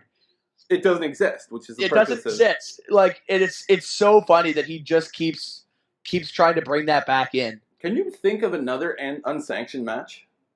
There was a couple of them in 2001 that they said were like a thing that was going to happen, but it wasn't. It was unsanctioned. Okay. There was a street fight or a parking lot brawl sometime in 2000 or 2001, I believe. That was like they had it unsanctioned, and a lot of the times when Kane was facing Shane McMahon after he got his mask off, there was a lot of unsanctioned matches there. I like Shawn versus Triple H. Shawn versus Triple H was my next example. That's probably the most famous unsanctioned match, I think. And there's a good promo for that where Bischoff's like, "This isn't going to happen. You know, like it doesn't, for all extents and purposes, this doesn't exist." And Triple H is like, "But it will happen. But it will happen." And that's the sort of thing unsanctioned should be going for, you know? Yep. It should be the WWE closing their eyes and being like, "This isn't going to happen." This is not a thing. It should just be like the Boiler Room Brawl where like they didn't even have announcers. Yeah, I like that. It should just be one of those where like no one's saying anything because they don't support the idea. Yeah, so having Vince of all people on commentary kind of hurts them. Yeah, oh god. Vince on commentary hurts them every fucking week. He's really bad. A lot of really good... I just want to talk in this match about some of the spots that were really good because I wrote down a couple of them. Yeah. a really good hip toss spot from the top of the grave, like all the way down to the concrete, like Mankind slides all the way down the pile of dirt. Oh yeah. Undertaker does this weird thing where he carries Mankind back towards the ring on his back. So it looks like a reverse pile driver, but he like sits down on the ring or on the outside and like looks like he like reverse pile drivers Mankind's back into the steel steps beside the ring. It's a tombstone, only Mankind is facing his ass. Yeah, it's so weird. And then there's of course the amazing choke slam into the grave that Undertaker does on Mankind. Just choke slams him in and then buries him for the win. Which I think the reverse tombstone is called a vertebreaker. It's a very dangerous move. Yeah, obviously. I think it's a TNA kind of style thing. Yeah. It's no Canadian Destroyer, but fucking TNA. Jesus. I used to love TNA, man. I loved TNA. Yeah. Like from 2005 to 2000. I loved that I was such a homer for Petey Williams. Yeah, me too. The Canadian Destroyer, that fucking move was so ridiculous. And they just fucking ruined it. Dixie Carter, if you're listening, you know what you did. Even if TNA was amazing again, I wouldn't watch it. I'd like they burnt all my goodwill to it. Yep. So at the end of this match, Undertaker wins, by the way, for those of you who watched the match and was like, but he was buried alive. Well, what happens after this is a whole bunch of people come out, including Terry Gordy. He looks like fucking like Bubbles from the Trailer Park Boys whenever they cut to him. He's always got this like eyes bulging out starting to look to him. So what was supposed to happen is that Mankind was supposed to get back out of the grave and attack Undertaker and then bury him alive. But he was gassed, which he says in his book. He's fucking exhausted. He was exhausted for the match. So they literally, like, I think that Vince was just sent a note to someone backstage and was like, get people out here. So, like, Triple H and Goldust and Terry Gordy and all these people came out to, like, help bury The Undertaker because Mankind was gassed and couldn't do it himself. Also, he was using a regular shovel. Do you know how fucking long it would take to fill a 6-foot grave with a shovel? And it's not like the other Buried Alive matches, too, where, like, the grave's already half full. Yeah. This was completely empty. In the new ones, they actually, I mean, I think even with, I think the next Buried Alive match will be the Austin Undertaker one in Vancouver. Yeah. And they learned their lesson and they have a backhoe there. Yep. I think it's a backhoe or a dump truck. It's a front loader. Yeah. Okay. Excuse me. I'm not blue collar here. Kane begins a streak of getting involved in all Buried Alive matches. All the Buried Alive matches. Yeah, fuck. Local man ruins Buried Alive match. Local man ruins all 5 Buried Alive matches in history. Fuck. He's great. Actually, I think the only one he didn't interfere in was the Undertaker and Big Show versus the Rock and Sock Connection. Well, there's 5 of them, right? Yeah, there's 5. He does the Austin one. Yep. And then he does the McMahon one, which I love that one. And then he defeated him because he actually had it himself. And then, the Nexus helped him. At bragging rights. And then they never explain why the Nexus helped him. Yeah, like, it's part of the bigger picture. Yeah. That's my Wade Barrett. All right, so other than that, though, I think that match at that pay-per-view was really good. It was decent. It was a decent match. They have not as good as Executioner, Undertaker, Armageddon rules. Oh, Jesus. I fucking love that match. Yeah. I can't wait to break it down with you. It's coming soon. It's coming soon. All right, next Raw, we are in Fort Wayne, Indianapolis. Yep. And someone's getting buried alive tonight. Someone's getting buried alive! Bret Hart comes back. Bret Hart comes back. Yeah. He says nothing too exciting. He just says, actually, backstage, he asked Shawn if he can use the Playgirl thing as an insult. Big mistake. Shawn's pissed. That's because Shawn's a little neurotic when it comes to these things. Yep. And I think Bret becomes very defensive and neurotic about this, too. It's a really good promo. Yep. By Bret here. Yeah, he basically says, it's not about money, it's about respect. Yeah, and I'm earning, and he's like, I'm going to face the best wrestler at puts over Austin. Series, and that's putting over Austin. Yeah, it's very realistic. It's very honest. I think people, I don't know. I wish the Bret situation could have worked out better because he blends in so well during this time.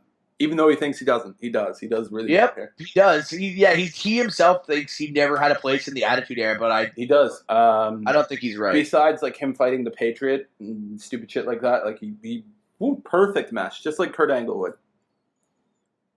Yeah. Let's do Pillman's Got a Gun. Oh, Jesus. Because this is a fucking storyline that will shape the Attitude. Before we go to that, I think this is actually when the Triple H and Mr. Perfect feud happened. Is it not? Oh, maybe I'm off here. Aha! The mind games. Mind games. You've got to yourself. Yeah, no, I think this is actually where the Triple H Mr. Perfect feud happens. It happens after Buried Alive. Does it? Yeah. So I had to wait until after Buried Alive. Yeah, that's okay. We had to talk about this ridiculous swerve to see this thrilling conclusion to the Mr. Perfect storyline. Yeah, where he just fucking leaves. And then he just leaves.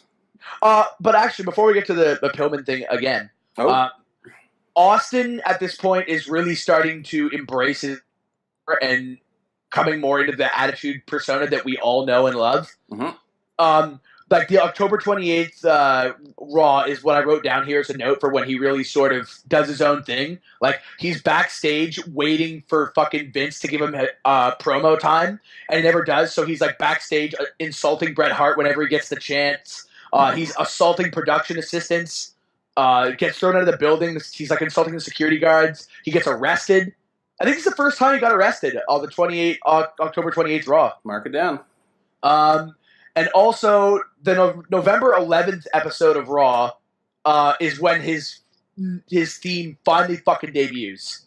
The Glass Shatters theme is November 11th. I wrote that I'm going to play mind games on you again. It was Buried fucking Alive. Yeah, but that's but the Triple H match, it was still like, it's a day after. Mind games. It's a day after. But yeah, like, I mean, the November 11th Raw itself, as in terms of Raw the show, okay, it's when it debuted. Fair because even when he was at other pay-per-views, they still had him with that really terrible fucking like Ringmaster theme. No, that's Mr. Perfect's music. I can't even do it. Yeah, now we will go to Pillman's Got a Gun. Let's do it. The most important angle leading up to this was Austin breaking Pillman's ankle. Yep. However, WWE revisionist history will tell you this took place on a Raw. It did not. No, it was Superstars. For some reason. Yeah, I don't know why. I remember before when I watched this, Brian Pillman was there, and then all of a sudden the next couple episodes of Raw, Brian Pillman was at his home in a cast. Yes. And I'm like, what the fuck happened to Pillman? So I'm assuming Pillman had surgery on his ankle or something at this point. Yeah, I think so. Take some time off. Yeah. He does he actually invents Pillmanizing, which becomes very common, where you wrap the opponent's ankle through a chair. Yep. And then you stomp on it.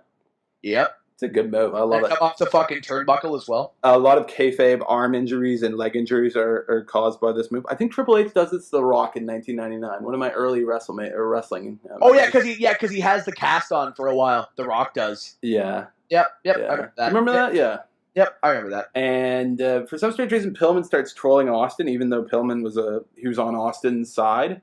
Yeah. And he's like, "Oh, I love Bret," and he comes out to congratulate him. And yep. I guess they really just need to write Pillman off. Austin breaks his ankle, and he actually blocks the ambulance from leaving later, and he throws away their keys. Yeah. Oh my god. Fucking hilarious. It's so funny. He blocks the ambulance with his truck, and then he throws away the keys.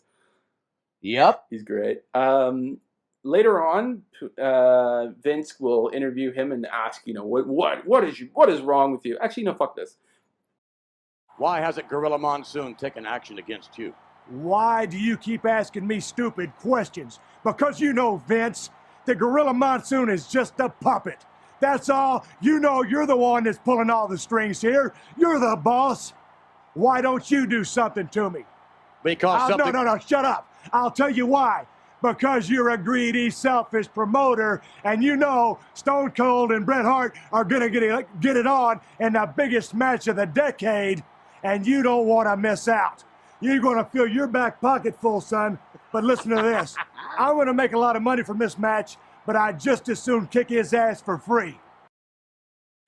I like this promo a lot. It's a real surefire sign of the way things are heading. Yeah. Oh, without a doubt. Because Vince is acting like a fucking carny here, and Austin calls him out and is like, everything I'm doing is because of you. I'm making you money. If you had a problem with it, you'd stop me. Yep. Yeah, I love this promo. It really made me, like, I'd never seen it before watching, like, all these things, so I really enjoyed it. Yep. And I think it's a great, like, central piece of their feud later on. Mm-hmm. All right. Like, don't let me get too deep into that. That was good, though. You I like that. Yeah, thank you. Yeah. Austin has a fake new thing he's trying out where he reads from the Book of Austin. Oh, yeah. It doesn't catch on. Thank God. It's like his little 316 hand gesture. It's not a... sorry, I'm just writing down this. Anyway, so the gun angle. Oh, God. Attitude adjustment? Yep. I was trying to figure out all the attitude adjustments we have upcoming, but I think this is a big one. True or false? This is arguably the most important attitude adjustment of the entire era. Besides the screw job, maybe. Yeah. I think those two are like hand in hand the most important things that the WWF ever did. It depends on what we're going to be classifying. Like, yeah. I don't want to spoil like the ones we have later on, but yeah, this is definitely a biggie. No, it's huge. It's huge. Yeah.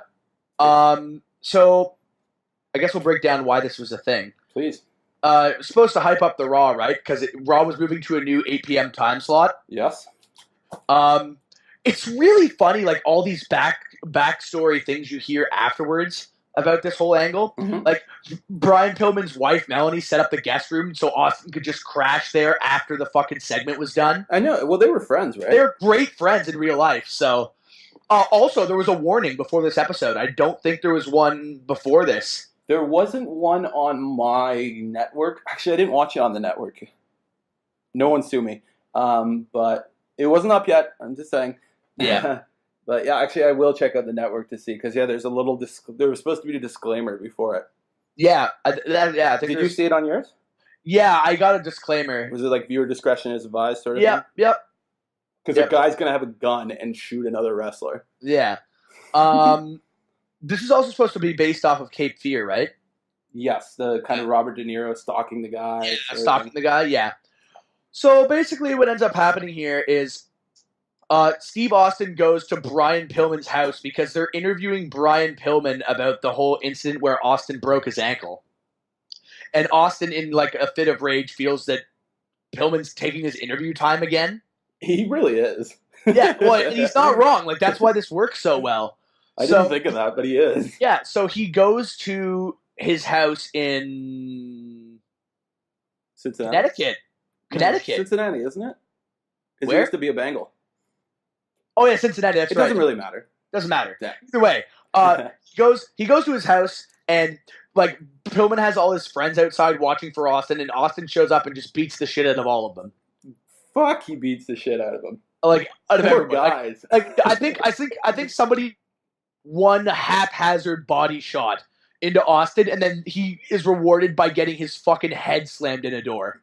Yeah, he just he drowns a guy at one point. He's holding some guy's head under a pool of water. It's really funny because he's using all these I feel sad saying this. Brian Pillman's kids toys are all over the place. Yeah, and he's just beating the shit out of them with it like a tricycle. He throws one. Throws a tricycle. But then he goes to the, and then they cut away for a time after that. Keep cutting away because they want you to come back. Taking place all over an hour-long Raw. Yeah. So they cut away from that, and then when they come back. It's Kevin Kelly interviewing Brian Pillman, being like, "Oh, Pillman's like, yeah, well, let's see how he likes this 9mm." he fucking just pulls out a gun. Let's pause for a soundbite. You feel like you're a hostage in your own home tonight? Steve is a dead man walking because when Austin 316 meets Pillman, Oh my God! 9mm gun, Oh my God! I'm gonna put his sorry ass straight to hell. Yes, he pulls out a gun. And it is a big fucking gun. And I don't think I'd seen a gun on Raw maybe ever. Yeah, this is. I mean, Austin will continually bring out guns, but they're a little more cartoonish. Like that was a real gun. It was a Pillman's 9mm that he had going on. So like then it cuts back. So they're like, oh well, we think Austin's not here anymore or whatever. It goes shining through the door. And he goes he literally just goes to Shining, and he breaks through the glass of the front door, and he unlocks the door, and apparently doesn't give a shit that Pillman has a fucking gun. He knows he has a gun too. He starts walking towards him, and like then it cuts away again. Right before like there's any like, well, and then see like Brian just fucking looking like a crazy person, holding a handgun in front of his face, and like fucking. Then it cuts back to Raw, and we get some really fucking garbage match, and you're like, I want to know what happened. Did you write down what match happened? Because I wasn't paying attention. No, I was just like, let's get back to the fucking Pillman incident here. It's probably like the Godwins came out or something. Oh God, yeah, to their terrible music. But then it goes back, and like for some reason, McMahon keeps calling them. We've heard some explosions from the explosions there, and then fucking King's like, those are gunshots. Those aren't explosions. So like, I wonder if Vince was trying to cover his ass, saying like that wasn't an actual gunshot. I think he might have thought he went a little too far, maybe. Maybe, and then he was having like really bad, or maybe it's just Vince going, half pregnant again, doing his like, I'm not going to go all the way. So anyway. It cuts back right near the end of Raw. We come back to this part where Austin's in the room, and all these people, like all these cops, arrive and break up this scene, and they drag Austin away through the front door, and Pillman is just fucking screaming at him. So we'll put a soundbite here because I can't fucking do it justice. So.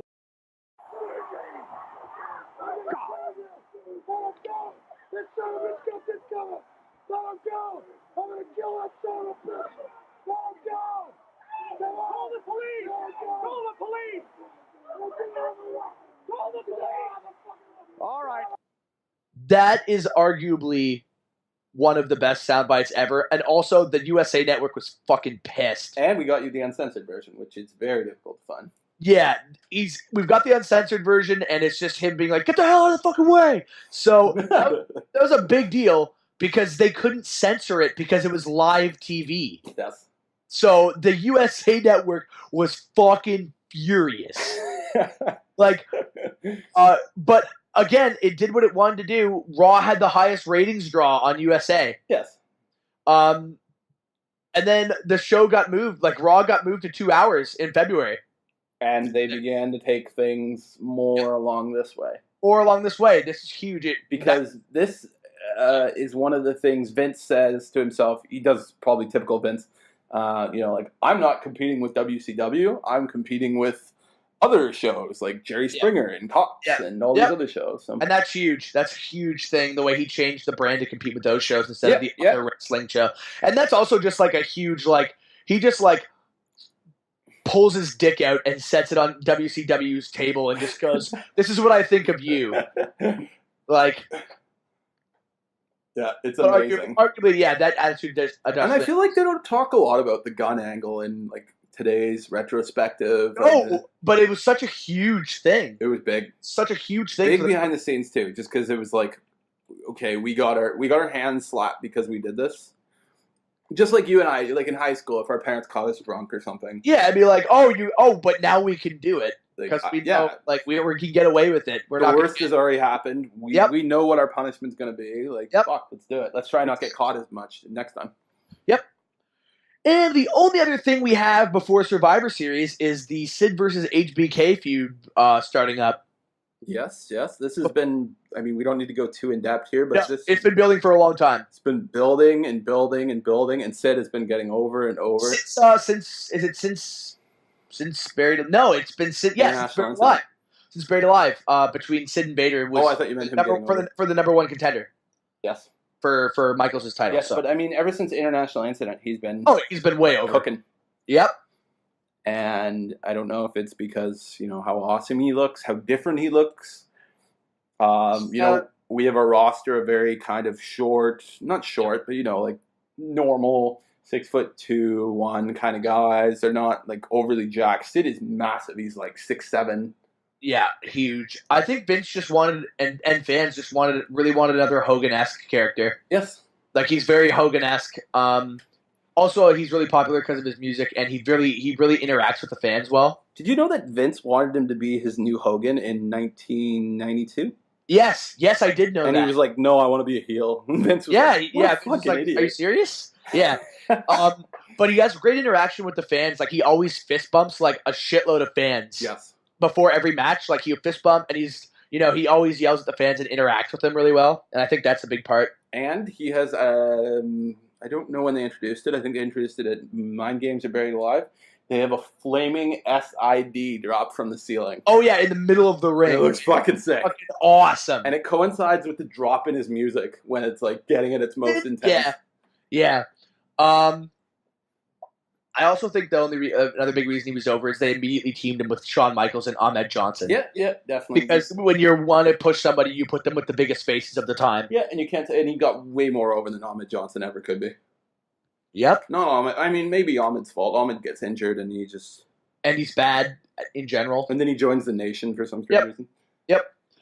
And we come to it at last. Wait, you missed the Karate Fighter tournament. Oh, fuck off. We got to talk about had to talk about this Milton Bradley Karate tournament. Oh, God. The best part, okay, so there's a tournament where they're sponsored by these toys, and this has been going on for about 3 years, 3 years, yep. And it usually, there's almost always the exact same finish with these toys, so that someone's glued their toy down, or duct tape their toy, or used bubble gum. Yep. The best part is when Sonny loses this year and they find chewing gum. Yeah. And they make all these blowjob puns. Oh, man, it's so funny. I think they're supposed to be gum puns, but they literally just sound like blowjob puns. Sound like blowjob puns, yep. The referee disqualifies Sonny for tampering, which means Sable advances to the finals. Boy, that loss will be hard for Sonny to swallow. Yeah, she'll be chewing on that one for quite some time. It looks like she already was. Yeah, got a little sticky there, didn't it? She really blew it. A bubble yum punch. I mean, you can't talk about being able to swallow that or, like, chew on that. Without thinking, yeah. Yeah. I mean, we'll let you think what they were trying to go for there, but the best part about the toys, the only reason I want to talk about it, is because I think after Brian pulls out the gun, this is the first thing they show. Yeah, I was gonna say that. This is the first thing that they show for this. Yeah, it's after so he funny. pulls out the gun, they go to, and now we're going to a karate tournament final, where it's like fucking grown-ups playing with a fucking karate fighter game, and I'm like, are you serious? They still do that nowadays too. A dude just pulled a gun. They'll cut back, and Santino Morello will be like, I guess Santino's not around anymore, but they'll be playing with like little action figures in the back or something. I miss Santino. God damn it. I think he would do well as a commentator. I think he would too. I mean, he'd have to tone down the accent a little bit, but it's me, Santino Morello. He was good. He was so good, and he was over. I fucking loved Super his underrated. accent gimmick. I loved it when he was talking about the Condemned. Yeah, it was so cold, and he's like, "I am not talking about the Stone Cold Steve Austin." Like you're like, it's so funny. It's so funny. Yeah, he was money, and he had a good run. Yeah, he did. His first match he won against Umaga. Yeah, and I think he could be a potential Hall of Famer one day too, as long as he stays in their good books, which is all you really need to do. Yeah. So are we good now? Are we New York? I think it's time. We on to the MSG Survivor Series? Yes, this 1996, November 17th. This is a great card, but it's not as great as it could be. It's a great card, but it's not a card. I was disappointed in things I didn't think I'd be disappointed with. You look at the card and you're like Undertaker for Mankind, Austin, Bret, Sid versus HBK, and Madison Square Garden. You're like, this is kind of better than the WrestleMania 13 card. Yep. Didn't turn out that way, but yeah, the Mankind Undertaker match, which starts the show, is kind of it's boring. It's boring. It's meh. It's boring. The only good thing about this is that the Undertaker comes back with the leather and bat entrance and the teardrop tattoo. Yep. And he's randomly not going to be wearing this at WrestleMania 13. Yeah. He wears his old style for one night for some strange reason. And he has this weird, awkward bat entrance. Yeah, he comes down from the ceiling. It looks cool if you're looking at a picture, but not if you're watching it and you're like, this is awkward. Yeah. I mean, yeah, other than that, that match was so generic and boring. And it was a shame. Mankind uses a stake and he just gets tombstoned. Yep. The debut of Rocky Maivia. I forgot that this happens too. This is so important. The Rock debuts here. They've been building him up for weeks. Yep. You actually see him working out. Such. You see him working out in the WWF gym, which has like the neon lighting and everything. Mm-hmm. And Sonny wants to be his manager. Yeah, like really bad. I'm sure that's not all she wanted. She wanted the D. She wanted the D. They should have done something like that, but I don't know. I guess it wouldn't have worked because he was a babyface and that sort of thing. Yeah. But yeah, they had big plans for Rock. Rock debuts, and it's gonna be good. I mean, I think it'll be best to talk about The Rock in next month, or maybe when he turns heel in July. Yep.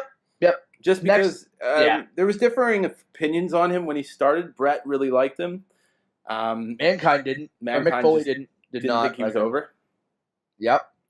They're already making fun of his hair, which is funny because The Rock, whenever he plays this back, like at Survivor Series 2011, he'll make fun of his hair. But they're making fun of his hair during the show. Yeah. Which makes me wonder why his hair looks like this. I just thought it was a 90s style with like fanny packs. Yeah. Never mind. Sorry, I got off my own head there for a minute. Okay. So yeah, Rock debuts. Good. Nothing too exciting. Nothing too exciting. It plays well in 2011 when he comes back and they kind of like cut to him back then in Madison Square Garden, which I thought was cool. Yeah, that was nice. Yeah, nothing too exciting though. I'll let you continue. Then we've got Bret Hart versus Stone Cold Steve Austin. Yeah. I loved this match. It was really good. It was so technical and so well executed and so well done. A lot more technical than a WrestleMania match, interestingly enough. Yeah, and there's a really good bump that I loved in this too, where Austin jumps from the ring apron onto the announce table and just elbows him, and it's great. I just didn't like the end because I thought the match deserved a cleaner, more polished ending instead of that fucking roll up. Yeah, but they do something nice there where they're like, Austin didn't let go of the hold, which basically fucked him. Yeah, that's true, I guess. Yeah, that makes sense. I don't know if they do this finish again. Like, I'm looking forward to watching 13 again. I've seen that match at 13 so many times, so I'm wondering if he actually tries this again. Yeah, I don't know. Because this is an old WrestleMania 8 finish, and they use it at WrestleMania 17 as well. It's not the finish, but you see it. Yeah. It's an Austin staple. It's one of his overall, all in all, a great match. Yeah, really enjoyed it. Really good. Definitely watch not gonna, live up to his next one, but yeah, if you get a chance, you should watch it. It's really good.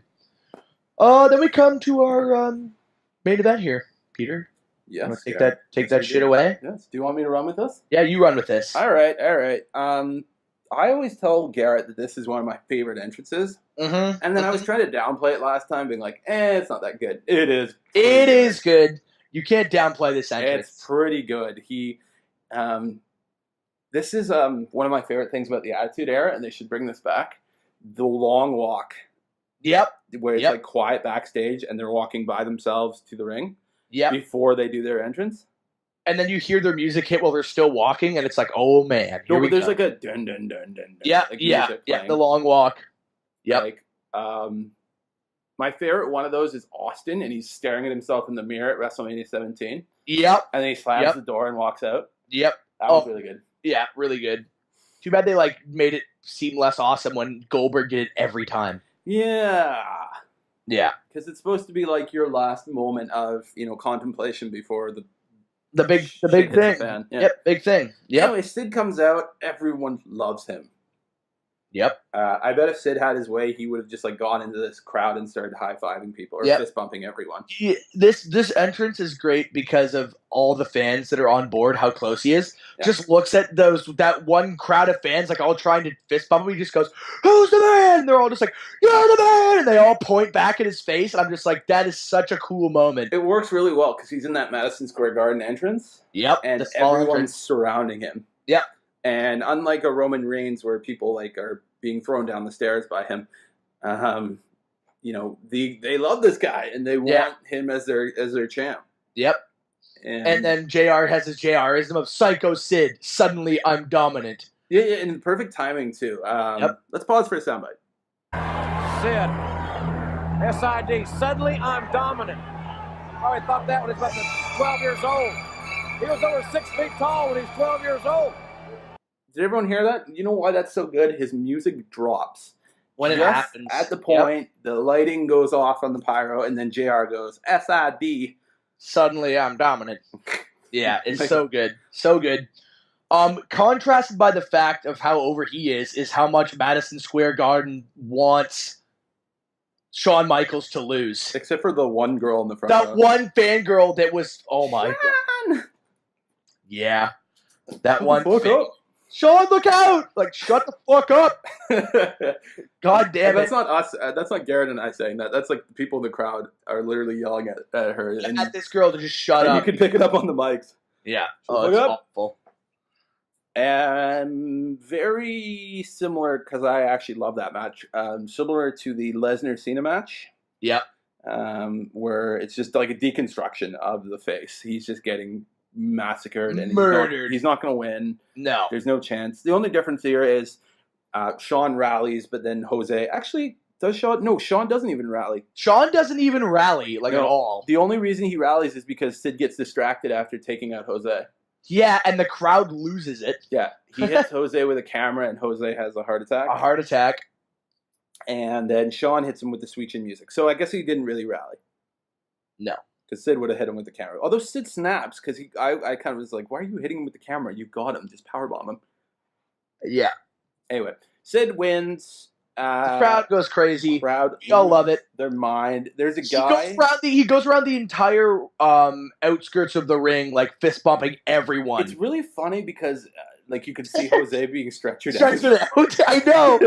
At the same time, and no one cares. Yep. And then I think Vladimir, the super fan, is there. Yeah, he is. And he actually hugs Sid. Yeah, there's a super fan sighting. That's so funny. Sid can't keep a straight face. Yeah. Sid tries to be a heel, like. Yeah, it's so fun. After this, but he just can't do it. Yeah. Really funny. So yeah, after that we go to another Raw in New Haven. You got that? Okay, I didn't actually write where it was taking place. Yeah, New Haven. Another, we have no faces. Let's put our heels out there. Austin and Vader were supposed to fight, but Mankind subs in for him. Yep. And they have a really, really good fucking brawl. Yeah, it was. It was really good. I love this match. This is where Mick wants more money before he signs. They both do. Yeah, and Vince doesn't push him. And so they have a huge brawl that more than makes up for Mick's match last night at Survivor Series. Yep. Both men are really kind of like trying to keep their heat going after their losses. There's a DQ finish for some strange reason, even though they're like literally doing everything. Yeah, they're brawling the whole time. I think I figured out the DQs in the Attitude Era, Garrett. What's that? Like, I figured out DQs in the Attitude Era. Oh yeah. If as long as no one else runs out, you're fine. You can do chair shots, you can do table bumps, you can do anything. Yeah, I guess you can do stairs, and then but if someone else runs out, like it's a no contest DQ sort of shit. Or interferes. Yeah. Yeah. Yeah. Farouk and the Nation start appearing. Oh, this theme. I missed Good the Lord. fucking... I don't know if I wasn't paying attention or if it happened on Superstars. Like, I didn't see when Farouk came out with the Nation for the first time. It's on a Raw. Was it? Yeah, it's on a Survivor Raw. Series? Like just after. The one just after, like the 18th. Because he just comes out and he's with the Nation. Yeah. And I remember because I wrote it, I was like, it's really weird because there's like two white guys doing the intros for the Nation on the mics. And it's really funny because like I'm like, it just doesn't make any sense. I just want to pause for a soundbite so we can include Jim Ross's burn on Jerry Lawler here. Oh yeah, here we go. Sonny is coming out here. Sonny! Those are two explosive elements here in the World Wrestling Federation for sure. Sonny, over here! We're expecting Farouk. Here's your Uncle Jerry. Oh, listen to Jim Ross.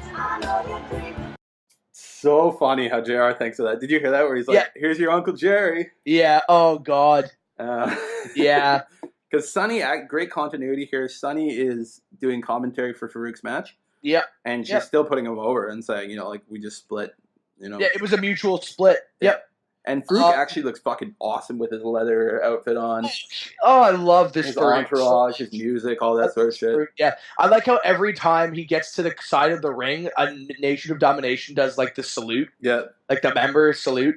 And really cool thing they start doing is when they're in the crowd cutting promos. Yeah. And you just see them and they're kind of the spotlighted. Yeah. And then like Ahmed Johnson's in the crowd here for their debut. And eating popcorn and not giving a fuck. Oh, God. This match is way too long. Looks like me at a Jays game. His debut match is way too long. It's like 16 minutes. Who does he fight here? Savio Vega. Oh, yeah. His future Los Baracos. Yeah, it's fucking terrible. What else happens here? Sid is interviewed. Yeah. And he's lifting weights while wearing his vest and his belt. Oh, yeah. And then he polishes his title belt with JR's pocket scarf at one point. Yeah. Every single one of Sid's promos is incredible. Can we include this promo? Because it is the worst promo I've ever heard. Oh, Sid's? It's up there with Roman's suffering succotash promo. Oh, God. What about Bret Hart specifically? He's looking to regain the WWF title for the 4th time. Bret, my friend, you're trying to make opportunity. You're trying to make reputation through going through this door.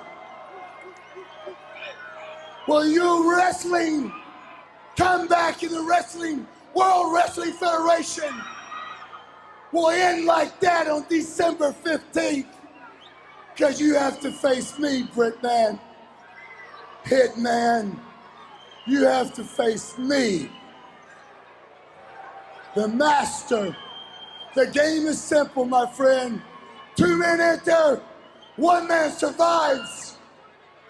And on December the 15th, when the smoke clears, I will be standing, for I am the master and I am the ruler of the world. Like, he cannot pronounce Bret Hart's name. He can't. He does have the great line about, you get yourself involved in the game, Jose. Yeah. I don't know. It just broke down to him, like, screaming. Well, that's, That's what he does. I'm amazed he didn't turn to the camera and be like, can we do this again? Yeah. Sid, we're live. What else do we have here? Oh, yeah. The Austin faces the Executioner on a Raw one time. And then the Undertaker comes out to help Austin, and Austin just clotheslines the Undertaker out of the ring. Well, that was the tough man match, wasn't it? Yeah, it wasn't. Yeah, but the Executioner comes in to help Mankind, Yeah. and then Undertaker comes out, and then he helps get rid of the Executioner, and then Austin just clotheslines the Undertaker out of the ring. I like that. It would. And Undertaker lands on his feet, which is great. Yeah, it didn't hurt either of them to have that happen. Yeah, I don't know if Austin went into business for himself there or not, but yeah, it's funny. Yeah. Nothing really crazy here. Sid beats Triple H. Undertaker and Mankind have like a final end to their streak or end to their match or their series. Their feud. Yep. And the Rock push sort of starts. Like he's getting some matches. Like he's getting some airtime on Raw. Sonny comes out every single match he has on commentary. And Jerry gets all jealous. Yeah, and like at one point she literally says, he's a man you build the organization around. Yeah? Like she pushes the hell out of The Rock. Well, they were going to build the organization around him like this, not like, movie star Rock. Yep. Can you believe 2015 and the organization's still built around The Rock? Yep. Next year is going to be we're going to be watching him. Yeah. Then right before the next pay-per-view, Bret Hart has a match with Owen. Yeah. And it is the fucking best match on Raw. It's a fantastic match. Long. Yeah. It takes me back to their WrestleMania 10 match. Like everything is so well executed and detailed and technical that it made me like miss Owen Hart even more. They don't even need to prep that sort of stuff. They just go to the ring and then like Austin interferes to add more to the Bret Hart feud.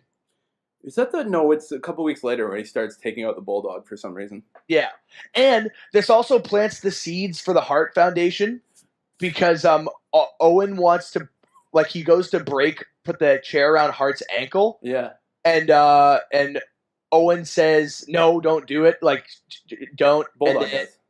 Yeah, it's kind of insane. Because Bulldog is trying to save Bret, and Owen doesn't give a fuck, and then Austin keeps beating the shit out of Bulldog, and Owen has to protect his partner. Yep, it's too funny. And now we're on to the last pay-per-view of this episode in the podcast. In your house, it's time. It's time for us to get lunch after this. Interesting name for a podcast, or for a pay-per-view, is it not? I think they had something planned with Vader here. They did. The pay-per-view is named like it is because Vader was supposed to have a massive impact on the pay-per-view's like main event and the card in general. Yeah. But he was still injured, right?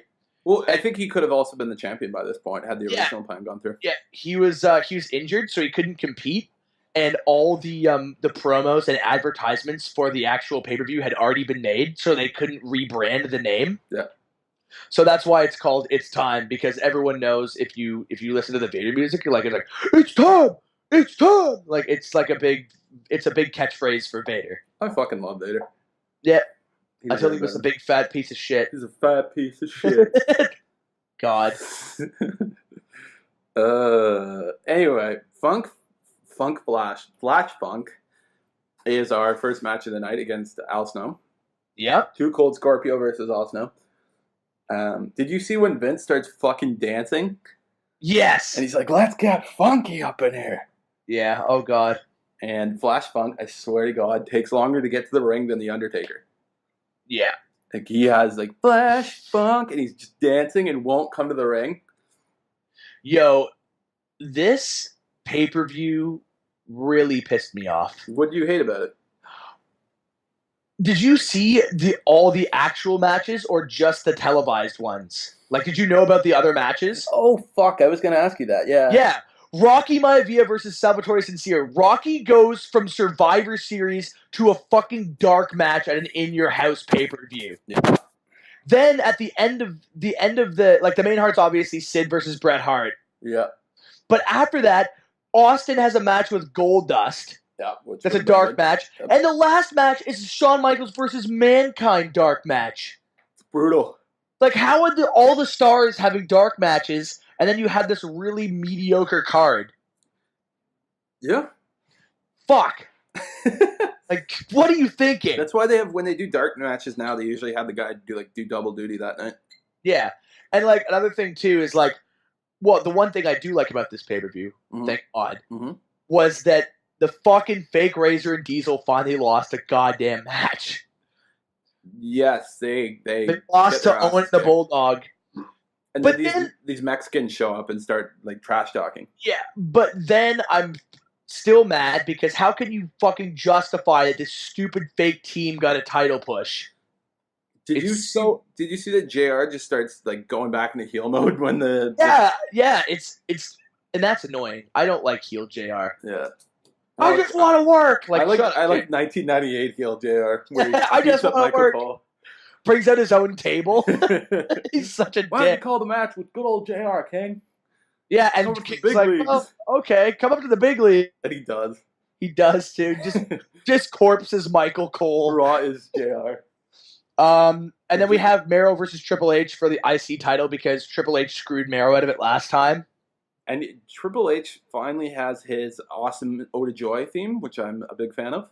Yeah. And he has his cool cape with the shoulder pads, which I also like. And also more Sable airtime with this match. Vince was probably very happy. I liked what they did recently where they kind of showed how Sable had come to be Mero, like how she'd gone from Triple H's valet to Mero's. Yeah. And this is why I think they would have done a lot more with Mero as the King of the Ring, and they could have done some... Thank God they didn't. Yeah. Yeah, but I feel like Triple H would have beat Mero in the finals and, all that sort of shit. Yeah, and I mean, I think the big thing with this match is that the count-out ending was probably just to show that Mero was still tough as hell. Yeah. But they didn't have to give him the belt back. Well, they have no plans for him now after this. Yeah, they just had no plans. Apparently, the one they actually came up to Mick was that he was going to kidnap Sarah, what is he, DDP? No, he was going to, Sable was going to join him in his, a weird little family with Paul Bearer, and they were going to feud with Mero. Really? And Mick's like, yeah, I don't really want to be on WrestleMania if that's my match. Yeah, he's like, no, I don't care. Yeah. He wasn't And then we get to our main event.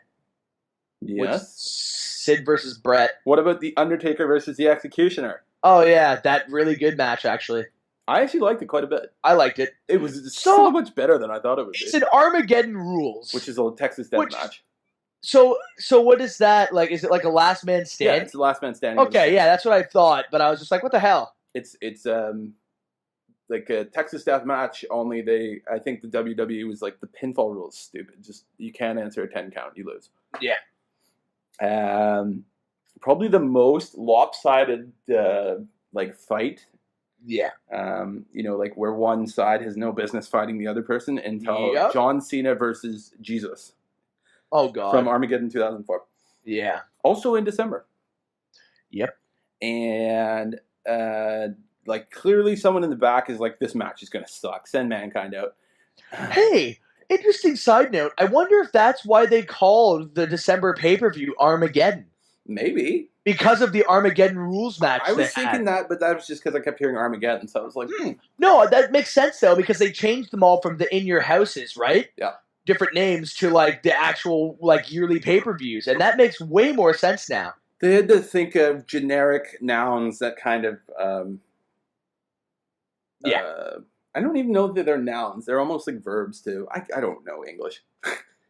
And they destroyed the In Your House set, which was fucking great. Yep. I think they were actually supposed to collapse it. I think it was supposed to collapse. Because if you see it, they try and run it like a couple times, and it shakes, and it looks like it's going to break, but it doesn't. Yeah. I don't know. Maybe. Yeah. And then there's a really, really random spot where all these security guards run to the ring. Yeah, what the hell was that about? They're wearing like Zubaz, which are like Tommy Dreamer, Sandman kind of pants. Yeah. And they start macing Mankind. I was like, what the fuck is going on? Right? I forgot about that. Oh, God. You remember that? Yeah, it's so funny. I didn't even see that they were wearing security shirts. I saw them. They just start macing Mankind. And then they throw a straight jacket on the poor guy. Oh, God. And then meanwhile, the Undertaker and the Executioner are like, they're doing like going through the concourse of the arena, which is really cool. And the fans like love it. They're following them outside and everything. Yeah. And he throws them into the river below the stadium. Yeah. And then he comes back in, and Mankind's got the straight jacket on and proceeds to get his ass kicked by the Undertaker. Good God. And then the Executioner comes back in and usually gets his tombstone. Yeah. This is the only 10 count in the match. He gets tombstoned, and that's the 10 count. Yeah. Early last man standing.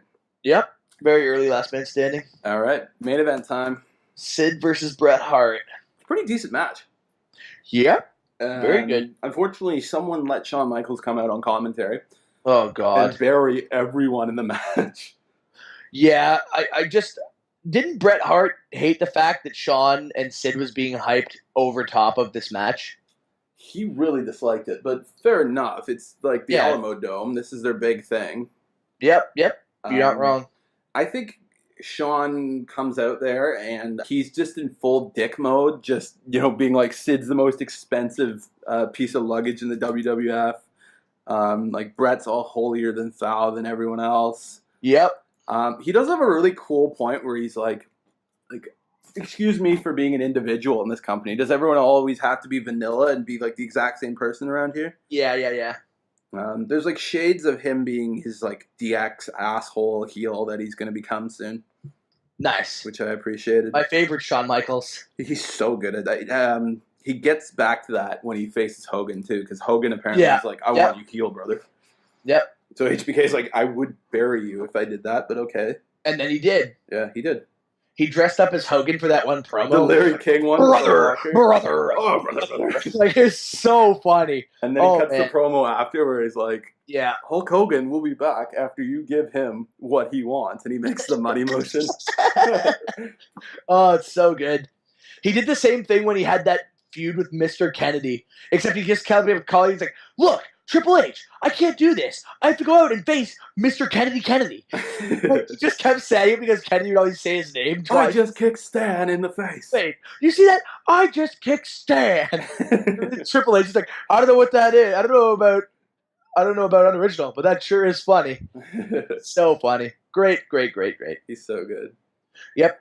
Anyway, overall though, the match was pretty good. It's good. It has a nice couple of run-ins. People, yeah, good run-ins. Shawn Michaels interference. What up? Mm-hmm. Represent. Yeah. Austin comes in, and Bulldog attacks Austin. Oh, yeah! And then HBK gets, he interferes because Sid gives him a really good pie face.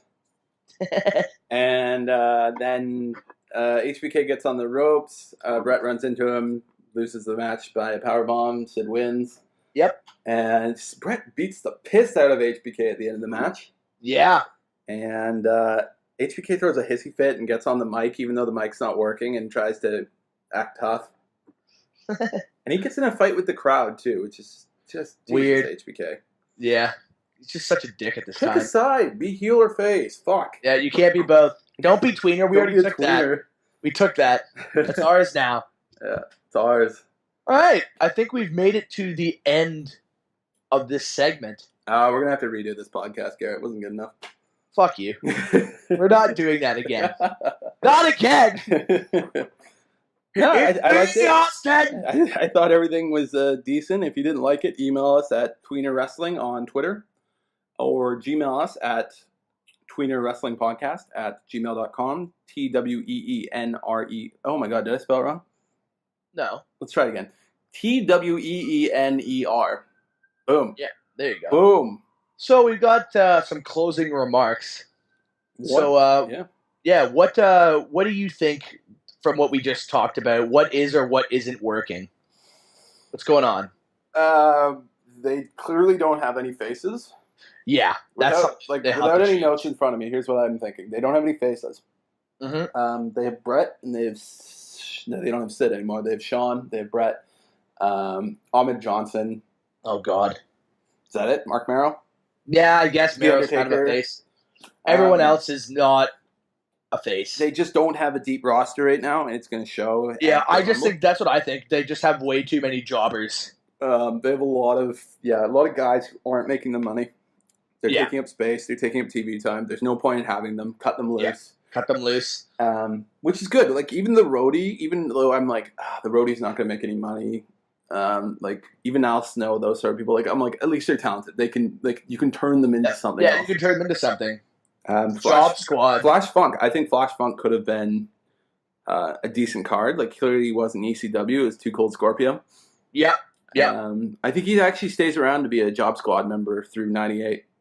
Yeah. I do remember Kane murdering him as like one of his first victims. Oh God. What else is working? Wait, are we saying what's not working? Well, I think they have too many jobbers. That was my what's not working. And like everything is so like they don't know themselves what's going to happen week to week. Like it's really up in the air. It seems like they wanted to have this feud with Mr. Perfect and Triple H, and then Mr. Perfect's gone a week later. Yeah, you know what I mean? Like they have a lot of things, and they'll change that. Like I think the big issue is they're still taping 4 shows. Yep. In one spot, and you can't do that when you're in a time war and ratings war with another company. You need to keep it fresh, and you need to be able to adapt through the week and change things if you have to. What I think is working is the sprinkling of attitude we've been getting, obviously. Mm-hmm. That's really working. Sid is really working. He's clearly over. Bret Hart coming back really worked for the company. I mean, not really for Bret, but he kicked it in the ass. I guess that's pretty good for what is or what isn't working, but are we feeling the attitude? Yeah, I think we got a good kick in the ass today with the gun angle. The gun angle, yeah. Bret returning. The end of the end of Mind Games, I think, with the casket was a pretty good indicator too. I really like the ending of It's Time too, with the Bret and Shawn brawling. Yep, we're starting to get there. There's no real clear faces and heels anymore, which is great. Yep. Yeah, we're getting there. Next month I don't want to be a little like ahead of myself, but I think we're there. Yeah, we're very close. And a big thing is I think the set and the presentation needs a big overhaul. So fingers crossed. Hopefully they do something about that next month. Yeah. And what else? We've got your favorite moment of this time and the worst moment of this time, in your opinion. I love the gun moment. Yeah, well, I mean, that's the obvious It answer. goes without saying. I, weirdly enough, had a lot of fun watching the Armageddon Rules match. I thought it was going to suck, so I actually enjoyed it quite a bit. Yeah. I thought the In Your House set came down at ground zero because I thought Shawn Michaels goes flying through it, but I guess not. I don't think they use the In Your House set after this, but we'll see. Right. Mind Games obviously was really, really good. I really like the tough man matches between Austin and Mankind, Vader and Mankind as well. Yep. Yeah, all good stuff. Worst moment. I've gotten really good at just like ignoring things that they're terrible or not. And I guess I gotta actually pay attention to that sort of shit. The karate fighter shit. Oh yeah, okay, good. You said I was gonna call you out on that if you didn't say something about that. There's I'm trying to think. Maybe move on without me. I can't think about it. But yeah, well, I think my favorite moment, since you already said the gun, was for me because it has been since I was a kid. Was the end of Mind Games? Yeah, the casket match, and also one of my favorite moments. My favorite moments are when I don't see something coming or figure something out after the fact. Yeah, like the Triple H Mr. Perfect swerve was great. Because it was like I didn't see it coming. Also, I really like the Undertaker Mankind Buried Alive ending because I straight up thought Undertaker lost before I rewatched this. Yeah, I always thought he lost. I was not aware that he won. Yeah, that's pretty crazy. And obviously the Pillman's got a gun. And then just sort of giving Austin free reign of his character. Just like he's going crazy and it's working. Yeah, I really like those promos with Vince. And his stuff with Brian and the sort of stuff he was doing with Bret. He's coming into his own, which is great. I think the worst moment is the Karate Fighters tournament because I copped out and that's what I was going to say. And I'm really glad that you said it so I didn't have to ridicule you about it. The fucking Karate Fighters. And also, Fake Diesel.